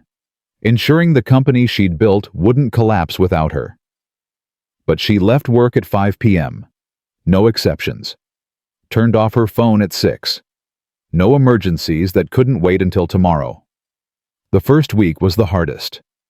Her fingers itched to check emails. Her mind raced with all the things she should be doing, all the problems she should be solving. But every time that urge hit, she looked at Emma. At the way Emma still watched her carefully, testing, waiting to see if she'd disappear again. Claire wasn't going to give her a reason to doubt. Monday morning, 3 weeks after Shanghai. Emma had a dentist appointment at 9. I can take her, Daniel said. You don't have to. I want to. Claire, it's just a checkup. I know, but I want to be there. Emma looked up from her cereal, surprise flickering across her face. You're coming to my dentist, if that's okay with you. It's just teeth cleaning. It's boring. I don't care. I want to be there anyway. Emma studied her for a long moment. Then she shrugged, but Claire caught the small smile she tried to hide. Okay, but don't be weird about it. I'll try my best. They sat in the waiting room together. Emma flipping through a magazine with pictures of animals. Claire pretending to read a parenting article while actually watching Emma from the corner of her eye. Miss Claire? Yeah. Why are you really here? Daddy always takes me to the dentist by himself. Claire set down the magazine. Gave Emma her full attention. Because I miss too many things, and I don't want to miss anything else. Even the boring stuff. Even teeth cleaning. Especially teeth cleaning. Emma was quiet for a moment, processing. Mommy never came to my dentist appointments. She said they were too boring. The words hit Claire like a physical blow. Well, she said carefully, I'm not your mommy, and I happen to think teeth cleaning is very exciting. Emma laughed, a real laugh. The first one Claire had heard directed at her since Shanghai. You're weird, Miss Claire. I know, is that okay? Yeah. Emma leaned against her shoulder. That's okay. Small victories. That's what Claire learned to celebrate. Emma asking her to help with homework instead of waiting for Daniel. Emma saving her a seat at the dinner table without being asked. Emma showing her a drawing before showing Daniel wanting Claire's opinion first. Each moment was a brick in the bridge they were rebuilding. Slow, steady, real. 6 weeks after Shanghai. Mrs. Chen stopped Claire in the hallway. You're still here. Still here. Thought you'd run back to your big job by now. I like this life better. Mrs. Chen studied her with sharp eyes that had seen everything. That girl talks about you constantly. Miss Claire did this, Miss Claire said that. You're all she talks about. Claire's throat tightened. She's special. She's been hurt enough. I know. I'm not going to hurt her again. Time will tell. Mrs. Chen started to walk away, then turned back. But, for what it's worth, I hope I'm wrong about you this time. Claire didn't blame her for the doubt. She'd earned it. All she could do was keep showing up until the doubt became impossible to maintain. The transition at Vision Tech was harder than she'd expected. Not the work itself that was straightforward. It was the identity shift that caught her off guard. For 10 years she'd been Clare Thompson, CEO. Every introduction, every business card, every article written about her, all tied to that title. Now she was just Claire. and she had to figure out who that was. "You seem different," Beth said over coffee one afternoon. "Lighter." "I feel different. Terrified but different." "Terrified of what?" "That I'm making a mistake. That I'll wake up in 5 years and regret giving everything up." "Do you regret it now?" Claire thought about Emma's laugh in the dentist's office, Daniel's hand finding hers while they watched TV, the way the apartment smelled like pancakes on Saturday mornings. "No, not even a little." "Then maybe trust that." "Since when did you become wise?" Beth grinned. "Since my best friend finally got her head out of her ass and started living instead of just existing." Claire started consulting for nonprofits, using her tech expertise to help organizations that couldn't afford big firms. The work paid modestly, but it meant something, beyond profit margins and quarterly reports, and it left her free. Free for school pickups and homework help and spontaneous ice cream trips when Emma got a good grade. Free to be present in a way she'd never been before. September arrived with Emma's 7th birthday. Claire had been planning for weeks. Nothing extravagant, she'd learned that lesson. Just perfect for Emma. A party at the park. Games that Emma had chosen herself. A unicorn cake because Emma was still obsessed with unicorns. Birthday morning, she arrived at Daniel's apartment at 8 to help set up. Emma was still in her pajamas when she answered the door, eyes lighting up. "You're here. It's my birthday, and you're already here." "Of course I'm here. It's your birthday." Emma threw her arms around Claire's waist. "I was worried you might have to work." The words stung. A reminder of the trust still being rebuilt. "Nothing is more important than your birthday, Emma. Nothing." They spent the morning decorating, hanging streamers, blowing up balloons, setting up the craft station Emma had insisted on. Daniel made pancakes shaped like the number 7 while they worked. Or tried to. They looked more like abstract blobs. "These are the worst 7s I've ever seen," Emma announced, studying her plate. "They're artistic 7s, Daniel defended. "They're blob 7s. Blob 7s taste the same as regular 7s. Emma considered this, then shrugged and drowned them in syrup. The party was perfect. Emma glowed with happiness, surrounded by friends and family. Her small chosen family that had grown to include Mrs. Chen Beth and a few neighbors who'd become important to them. During cake, Emma made a wish and blew out her candles with fierce determination. Later, she whispered to Claire, "I wished for you and Daddy to get married." Emma. "But I didn't say it out loud, so it still counts." She grinned, gap-toothed and mischievous. Claire's heart squeezed so tight she couldn't breathe. That evening, after guests left and Emma was asleep, Daniel and Claire cleaned up together, working in comfortable silence. "She told you what she wished for?" Daniel asked. "How did you know?"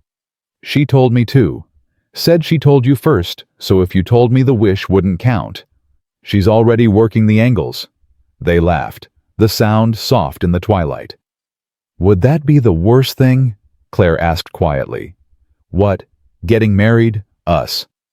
Daniel stopped cleaning dish towel in his hands. "No, it wouldn't be the worst thing." "Then maybe we should." "Are you?"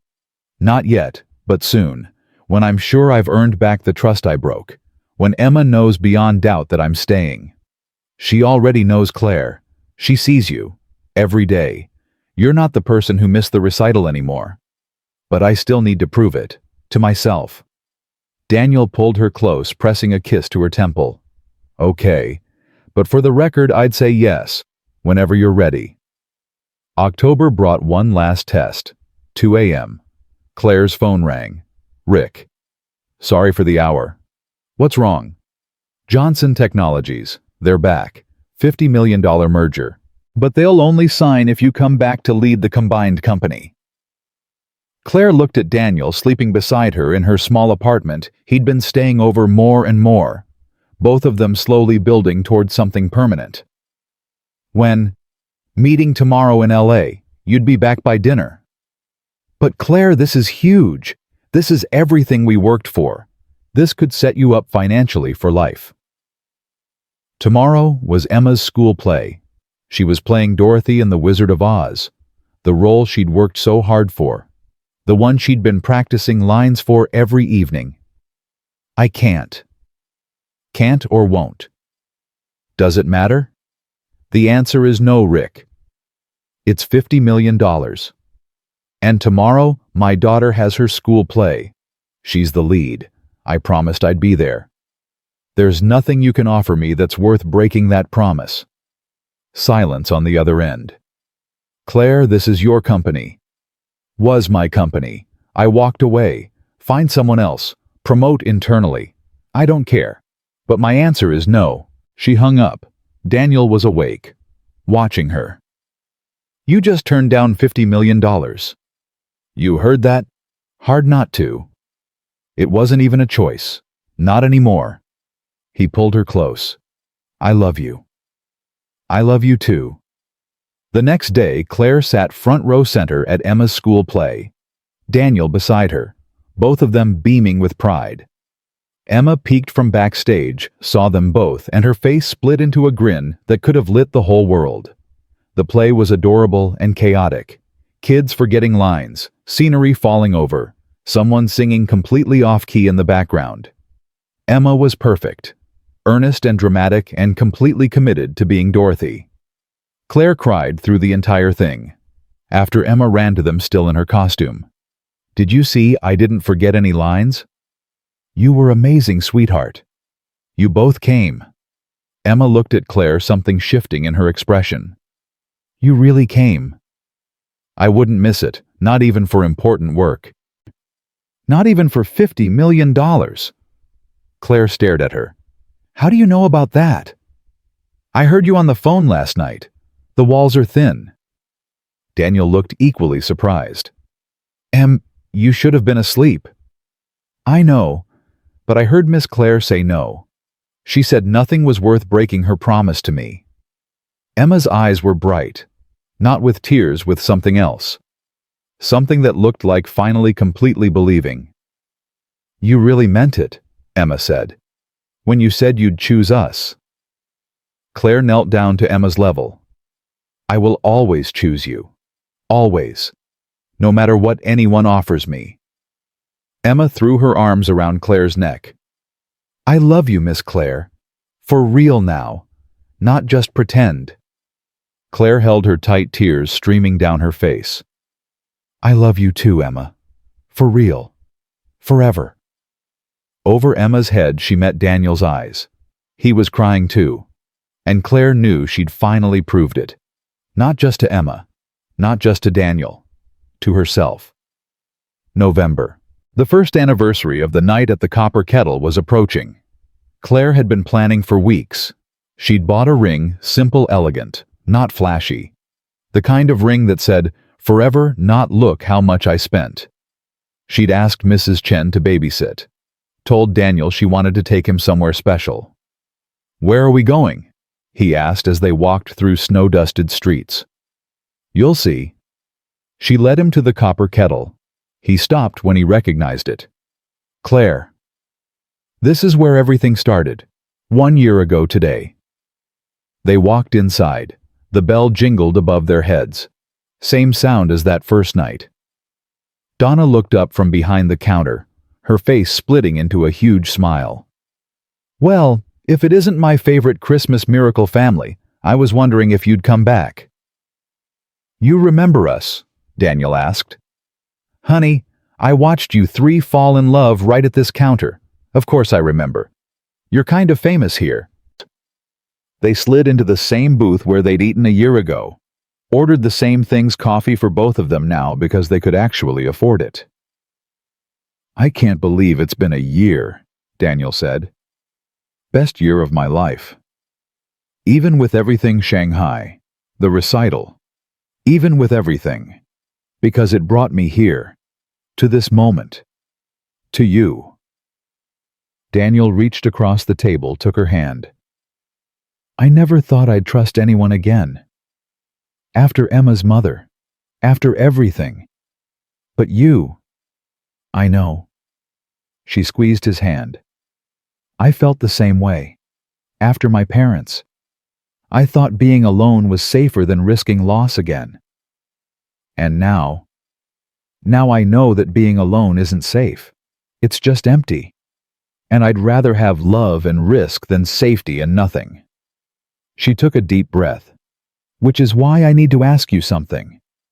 Clare slid out of the booth, knelt beside Daniel's seat. His eyes went wide. Clare. She pulled out the ring box. Her hands were shaking. Daniel Hayes. He was crying before she even opened the box. A year ago, I walked into this diner convinced I'd chosen success over happiness. That loneliness was the price of ambition, that I'd traded everything that mattered for safety. She opened the box. The ring caught the light. Then I met you and Emma, and you showed me what I'd been missing, what actually matters. You taught me that family isn't about blood or obligation. It's about showing up, about choosing each other, every single day, even when it's hard. Daniel dropped to his knees beside her, both of them kneeling on the worn diner floor. So I'm asking here where everything started. Will you marry me? Will you let me keep choosing you every single day for the rest of our lives? Yes. He cupped her face in his hands. God, yes. 1,000 times yes.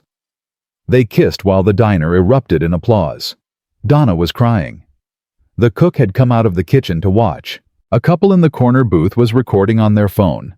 Clare didn't care. Nothing existed except this moment, this man, this future they were choosing together. When they finally broke apart, Daniel pulled back to look at her. I need to tell Emma. She's going to lose her mind. I know. Her wish came true. They called Mrs. Chen from the diner, put it on speaker. Mrs. Chen, can you put Emma on? Rustling, then Emma's sleepy voice. Daddy, is everything okay? Everything's perfect, sweetheart. Miss Clare and I have something to tell you. What? Clare leaned toward the phone. Emma, your daddy and I are getting married. Silence. Then a scream so loud Clare had to hold the phone away from her ear. My wish came true, I knew it. I knew Christmas wishes were real.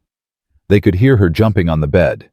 Mrs. Chen's voice in the background laughing and trying to calm her down. Does this mean you're my real mom now? Emma asked breathlessly. Clare's throat closed up. She looked at Daniel. If you want me to be, she managed. I want you to be. I want you to be so much. Can I call you Mom? Tears streaming down her face. Couldn't even speak. Daniel answered for her. She's crying, Em. Happy tears. That means yes. Best night ever. They stayed at the diner for another hour. Talking, planning, dreaming about a future that finally felt real. Donna brought them pie on the house. For the happy couple. I've been waiting a year for this. You knew? Clare asked. Honey, I've been working this counter for 30 years. I know love when I see it, even when it's two broken people who don't know it yet themselves. They walked home through the snow hand in hand.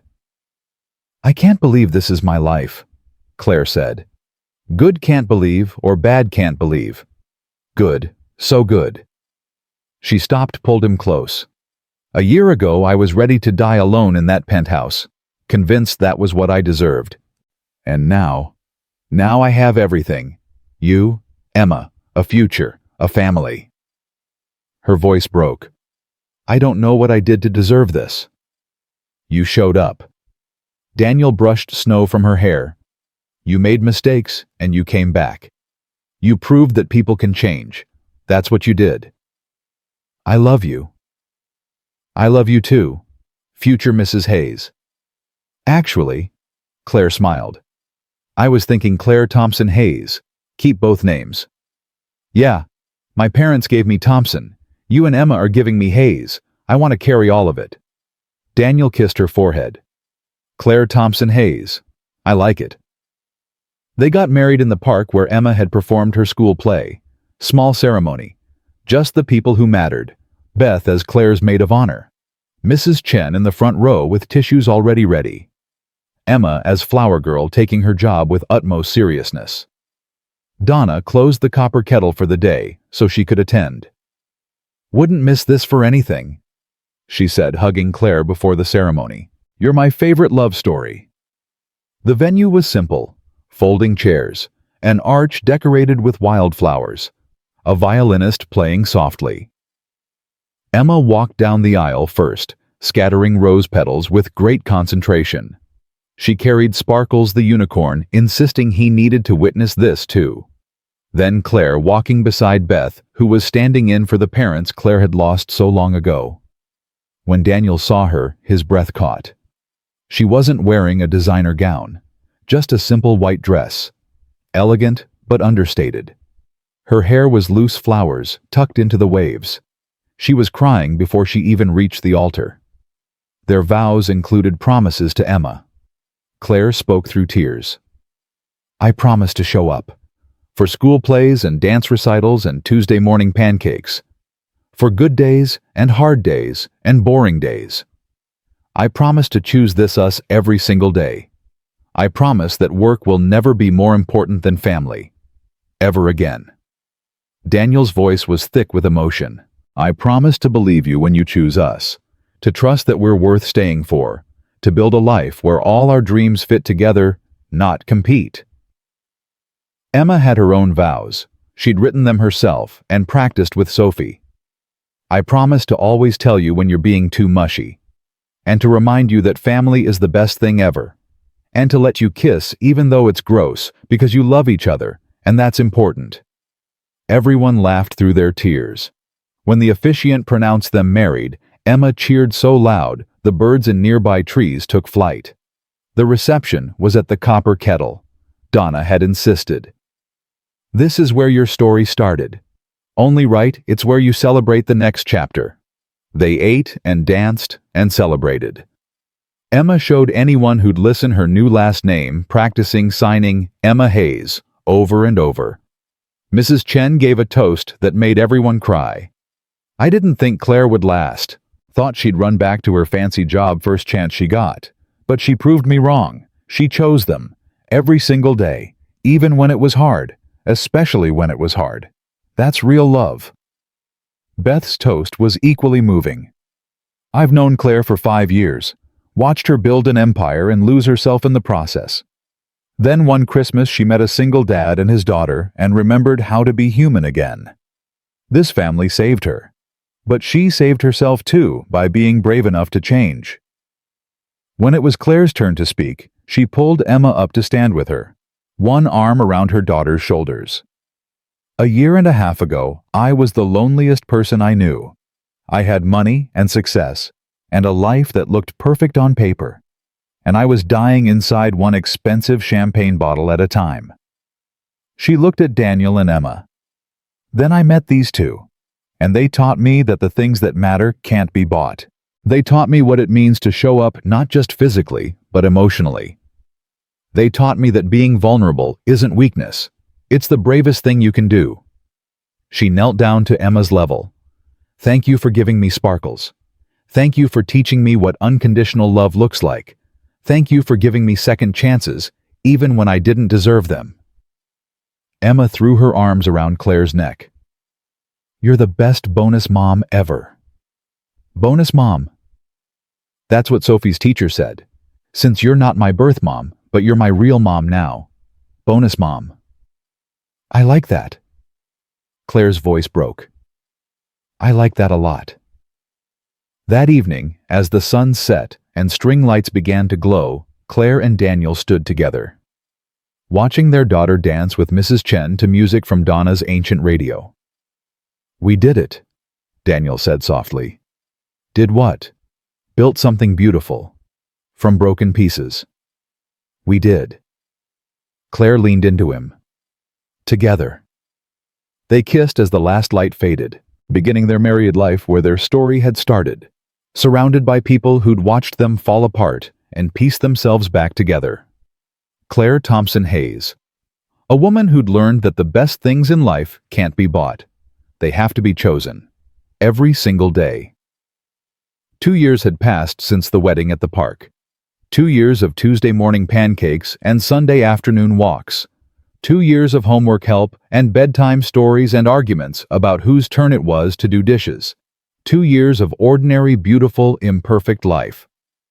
Claire stood at the window of their small house. They'd moved out of the apartment into a modest 3-bedroom, enough room for all of them to have space while still feeling close. Snow was falling outside, the way it had that first Christmas Eve 3 years ago. From the kitchen came the sound of giggles and something clattering to the floor.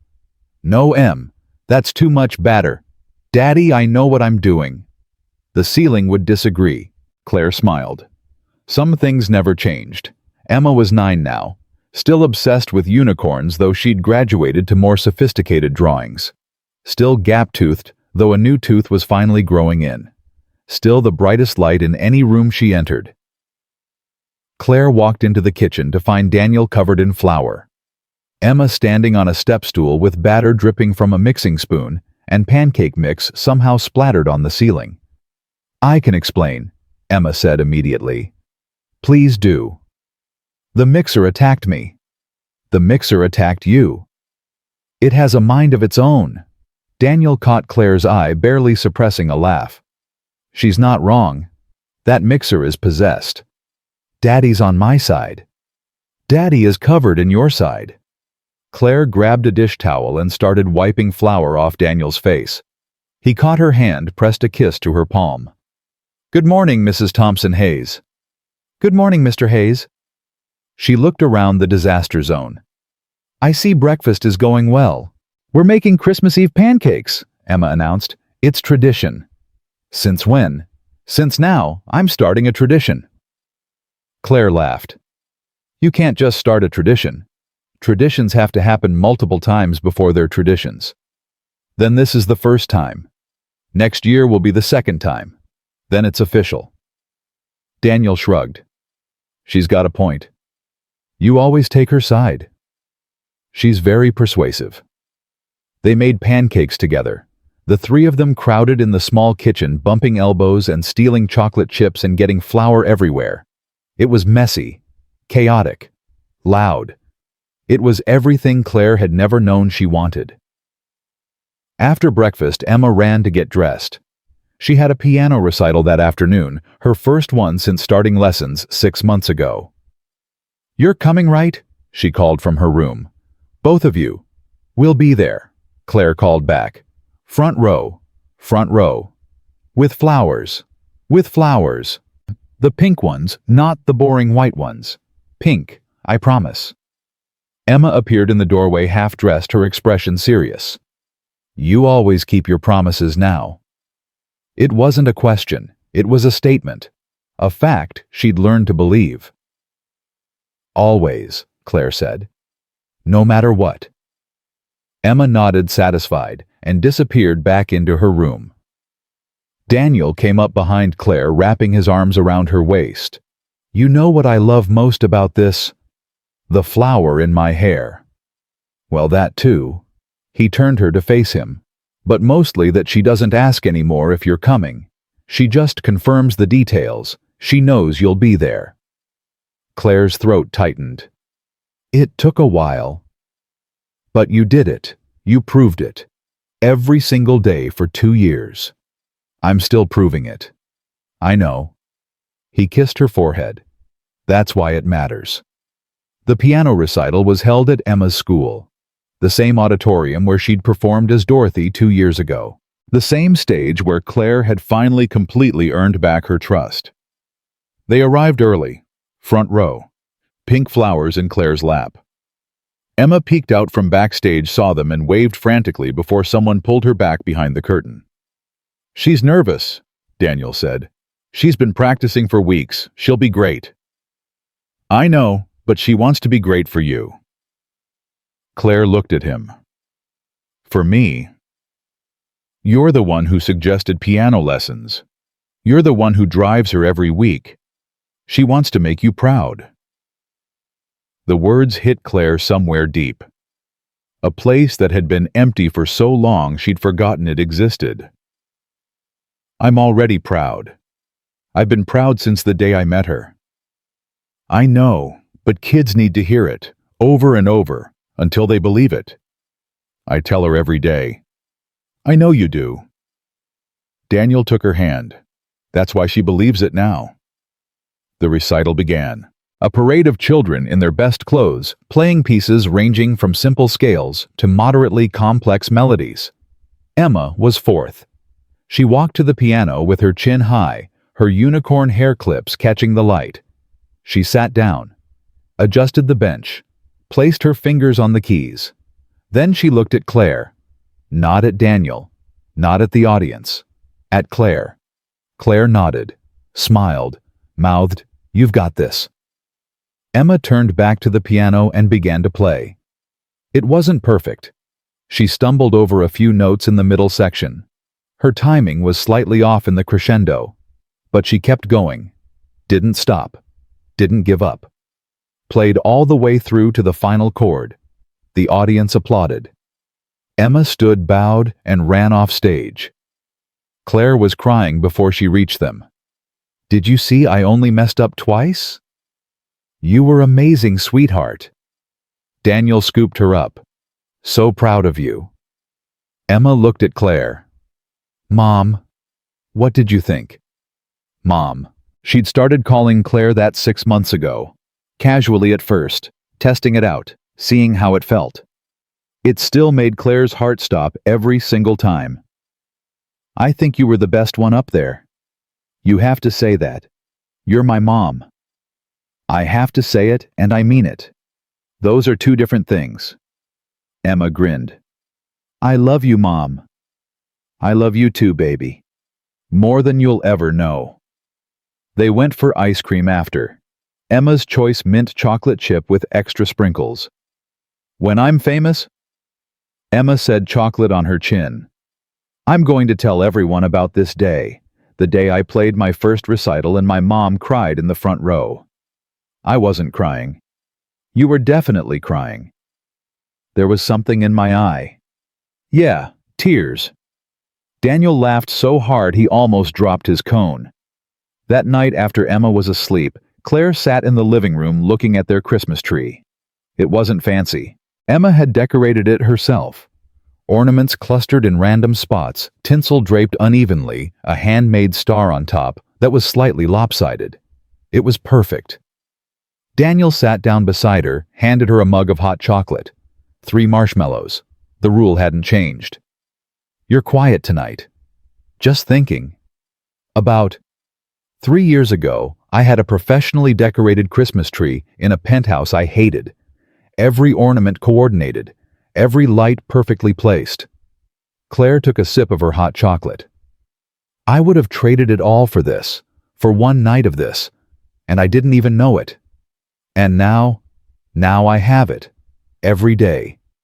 And sometimes I still can't believe it's real." Daniel put his arm around her. "It's real. I promise." "I know." She leaned into him. "That's the miracle." They sat in comfortable silence. The tree lights blinked. The old house creaked and settled around them. "Claire?" "Yeah." "Thank you." "For what?" "For staying. For choosing us. For being brave enough to change." Claire turned to look at him. His face was soft in the Christmas lights. His eyes bright with something that looked like gratitude and love and wonder all mixed together. "You saved my life," she said. "You and Emma. You showed me what I was missing, what I'd been running from for 14 years. You saved yourself. We just gave you a reason to want to." She kissed him then, soft and slow, and full of everything she couldn't put into words. "Merry Christmas, Daniel." "Merry Christmas, Claire." They fell asleep on the couch, wrapped around each other, the tree lights casting colored shadows on the walls. Claire's last thought before sleep took her was that she'd finally come home. Christmas morning arrived with Emma launching herself onto the couch at 6 a.m. "Wake up! Wake up, Santa came!" Claire groaned. "What time is it?" "Present time." "It's still dark outside." "So..." Daniel pulled a pillow over his face. "Emma, we talked about this. No waking us up before 7. It's 6:58. That's basically 7. That's not how time works. Please." Emma's voice shifted from excited to pleading. I've been waiting forever. I couldn't sleep all night. Claire looked at Daniel. He looked back at her, both of them trying to maintain parental authority against the force of Emma's determination. They lasted about 3 seconds. Fine, Claire said, but I need coffee first. I'll make it. Emma ran to the kitchen. I know how Daddy taught me. She's going to burn the house down, Daniel muttered.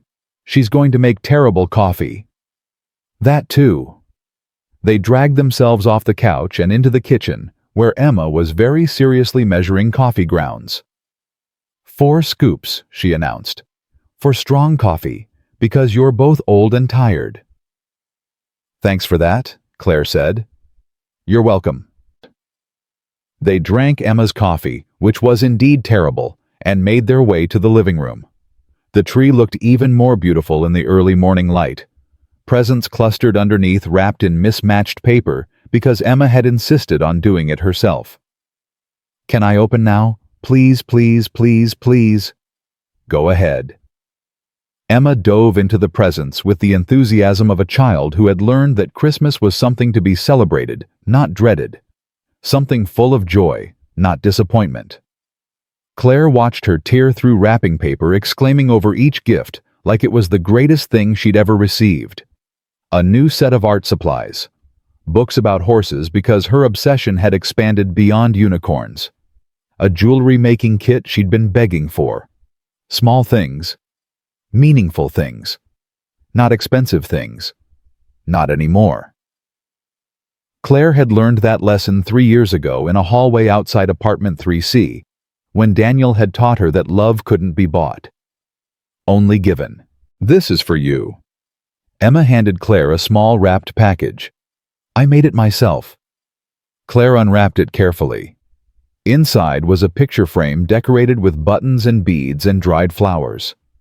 Inside the frame was a drawing 3 figures holding hands. One tall with brown hair, one medium with blonde hair, one small with curly brown hair.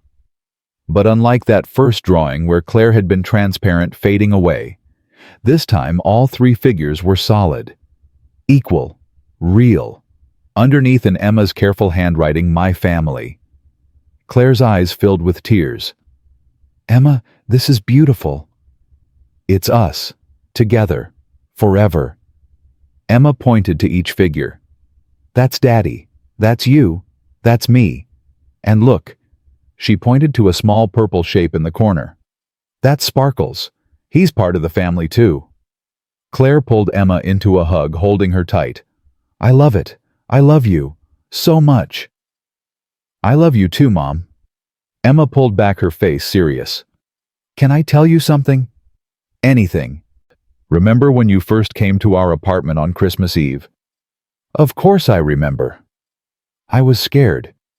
Because Daddy was sad all the time, and we didn't have money, and Mommy left, and Grandma died, and everything was bad. Emma's voice was small but steady. I thought maybe you were going to leave too, like everyone else. Claire's heart broke all over again. Oh, Emma. But you didn't. You stayed. Even when you made mistakes, you came back. You fixed it. Emma looked at her with 9-year-old wisdom. That's how I know you really love us. Because you fight for us. You don't just say it. You show it. Claire couldn't speak. Tears streaming down her face. Words completely inadequate for what she was feeling. Daniel's hand found her shoulder. Steady. Supportive. There. You taught me something too, Claire finally managed. You taught me that family isn't about blood. It's about choice. It's about showing up every day no matter what. I know. Emma smiled. You show up really good now. Really well, Daniel corrected automatically. Really well, Emma repeated, rolling her eyes. Grammar police. They laughed together. The 3 of them. A family built from broken pieces and second chances and stubborn, relentless love.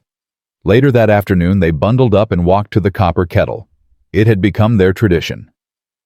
Christmas dinner at the diner where everything had started. Donna was waiting for them, the same knowing smile on her face as always. "My favorite family, right on time." "We wouldn't miss it," Claire said. "I know you wouldn't. That's why I love you." They slid into their booth, the same one they'd sat in 3 years ago. The same worn seats, the same flickering lights. But everything else was different. 3 years ago, Daniel had been counting quarters. Emma had been hoping for hot chocolate. Claire had been dying inside. Now they were whole. "The usual?" Donna asked, even though she already knew the answer. "The usual. Pancakes for Emma. Chocolate chip, of course. Burgers for Claire and Daniel. Pie for dessert. 1 apple, 1 cherry for sharing." While they waited for their food, Emma pulled out a piece of paper. "I have an announcement." "An announcement." Daniel raised his eyebrows. "This sounds official." "It is official. I wrote it down and everything." She cleared her throat importantly. "I, Emma Rose Hayes, hereby declare that this is the best family in the whole world. We have been through hard stuff, and we came out stronger. Mom chose us even when she didn't have to. Daddy loved us even when it was scary. And I was brave and gave Mom my unicorn, even though he was my favorite." She paused for dramatic effect. "In conclusion, we are the best, and I love us. The end." Claire laughed through her tears. "That's the best announcement I've ever heard. I practiced it. I could tell. Sophie helped me with the big words. Sophie's a good friend. I know. I'm going to be in her wedding someday. We already decided." Daniel shook his head, smiling. "You've got your whole life planned out, don't you?" "Most of it. I'm going to be an artist and a piano player and maybe a veterinarian. And I'm going to live near you and Mom so I can visit every day." "Every day?" Claire asked. "Well, maybe every other day. I'll be busy with my art career." Donna brought their food, and they ate together, talking about everything and nothing. Emma's plans for the new year. Daniel's latest project at work, he'd gotten promoted to head of maintenance for a whole group of buildings. Claire's consulting business, which had grown slowly but steadily. They weren't rich. They'd never be rich. The house was small, the cars were old, the vacations were modest. But they had each other. And Claire had finally learned that was worth more than all the money in the world. After dinner, as they walked home through the snow, Emma ran ahead, catching snowflakes on her tongue. Daniel took Claire's hand. "You okay?" "I'm perfect." "You seem quiet." "I'm just grateful for all of this. For you. For her." Claire watched Emma spin in circles, arms outstretched, laughing at the sky. "I spent so many years chasing the wrong things, building walls instead of bridges, choosing safety over love. And now I can't imagine ever going back to that empty penthouse, that hollow life. I'd rather have 1 day of this than 100 years of that." Daniel stopped walking, turned to face her. "You know what I think about sometimes?" "What?" "That night at the diner. When you offered to buy us dinner. I almost said no." "I know." Pride. Stubbornness. Fear. He shook his head. "If I'd said no, none of this would have happened. Emma would have missed out on the best mother she could have asked for, and I would have missed out on the love of my life." "Daniel." "I'm serious." His eyes were bright in the streetlight. "You walked into that diner and changed everything. You could have kept walking, could have ignored us, could have written a check and never looked back. But you didn't. You saw us, really saw us. You saw me too, the real me. Not the CEO or the success story, just me, broken and lonely and desperate for connection. That's the you I fell in love with." They kissed in the falling snow, their breath clouding in the cold air, their hearts full of a warmth that had nothing to do with temperature. "Gross!" Emma yelled from down the street. "Stop being mushy!" They laughed and kept walking hand in hand toward their daughter and their home and the life they'd built together. That night, after Emma was asleep, Claire sat alone in the living room. She held Sparkles the unicorn in her hands, the stuffed animal Emma had given her 3 years ago. Worn and faded now, one ear slightly torn, the horn bent from being loved so hard. Claire had never gotten rid of him, would never get rid of him. He was proof. Proof that a 6-year-old had seen something in her worth saving, worth loving, worth giving up her most treasured possession for. Daniel found her there, tears streaming silently down her face. "Hey." He sat beside her, pulled her close. "What's wrong?" "Nothing's wrong." She wiped her eyes. "Everything's right. That's what's overwhelming." "I don't understand. 3 years ago, I was ready to die alone. I'd accepted it, chosen it even. I thought that was what I deserved for surviving when my parents didn't." She looked at Sparkles, his faded purple fur, his crooked smile. "Then Emma gave me this ridiculous unicorn, and told me I needed him more than she did. And something inside me cracked open. You'd been closed off for a long time. 14 years, since my parents died. I thought if I never loved anyone, I could never lose anyone. I thought walls kept you safe. But they don't. No. They keep you empty. They keep you alone. They keep you dying slowly in a penthouse full of expensive things that mean nothing." She set Sparkles carefully on the coffee table. "Emma saved my life. You both did. But more than that, you gave me a reason to want to live, to really live, not just exist." Daniel didn't say anything. Just held her. Let her cry. Let her feel all the things she'd spent 14 years running from. When the tears finally stopped, Claire pulled back and looked at him. "I need to tell you something." "Okay." "I'm pregnant." Daniel went very still. "What?" "I found out last week. I wanted to wait until Christmas to tell you." We're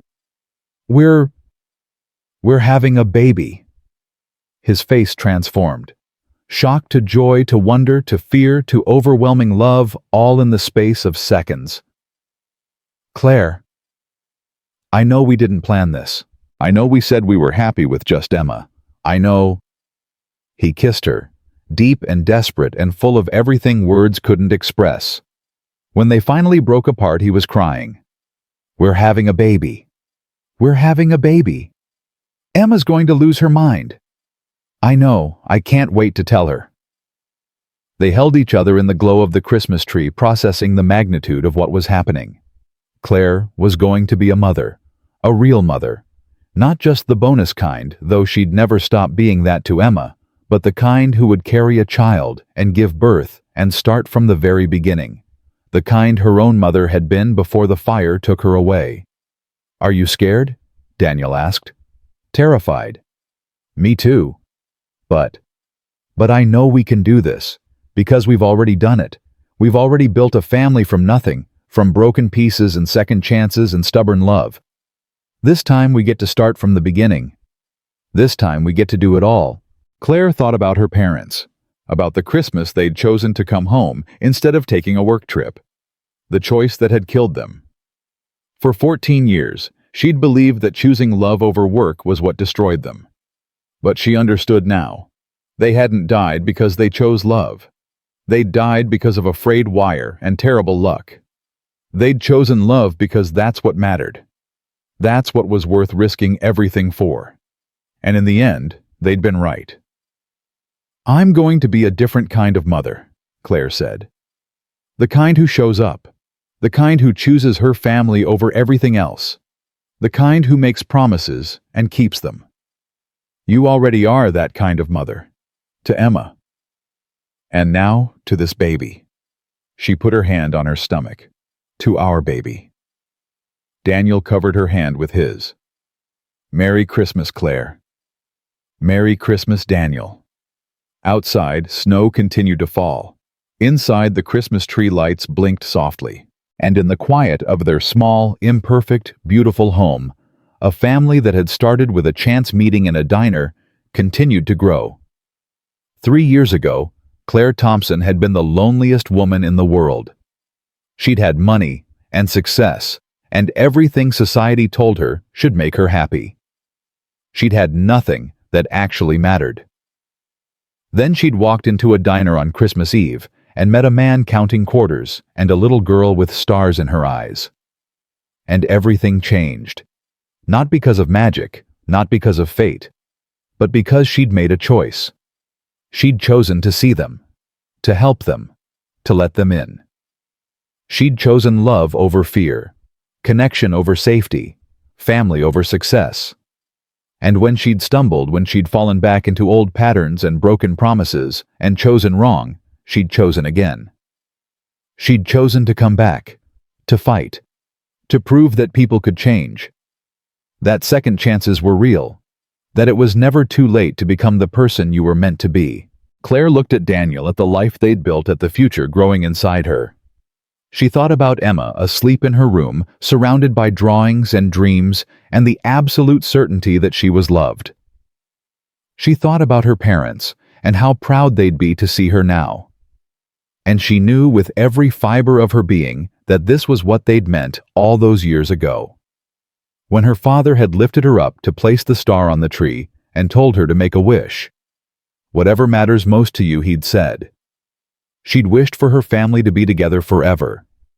And finally, after 14 years of running and hiding and building walls, she'd found her way back to that wish. Not the family she'd lost, but the family she'd built, the family she'd chosen, every single day, for the rest of her life. Because that's what love was. Not a feeling, not a promise, not a wish on a Christmas star. Love was a choice, made over and over, in the small moments and the big ones, in the easy times and the hard ones. Love was showing up, even when it was scary, even when it was inconvenient, even when everything in you wanted to run. Love was staying, and Clare Thompson Hayes was never running again.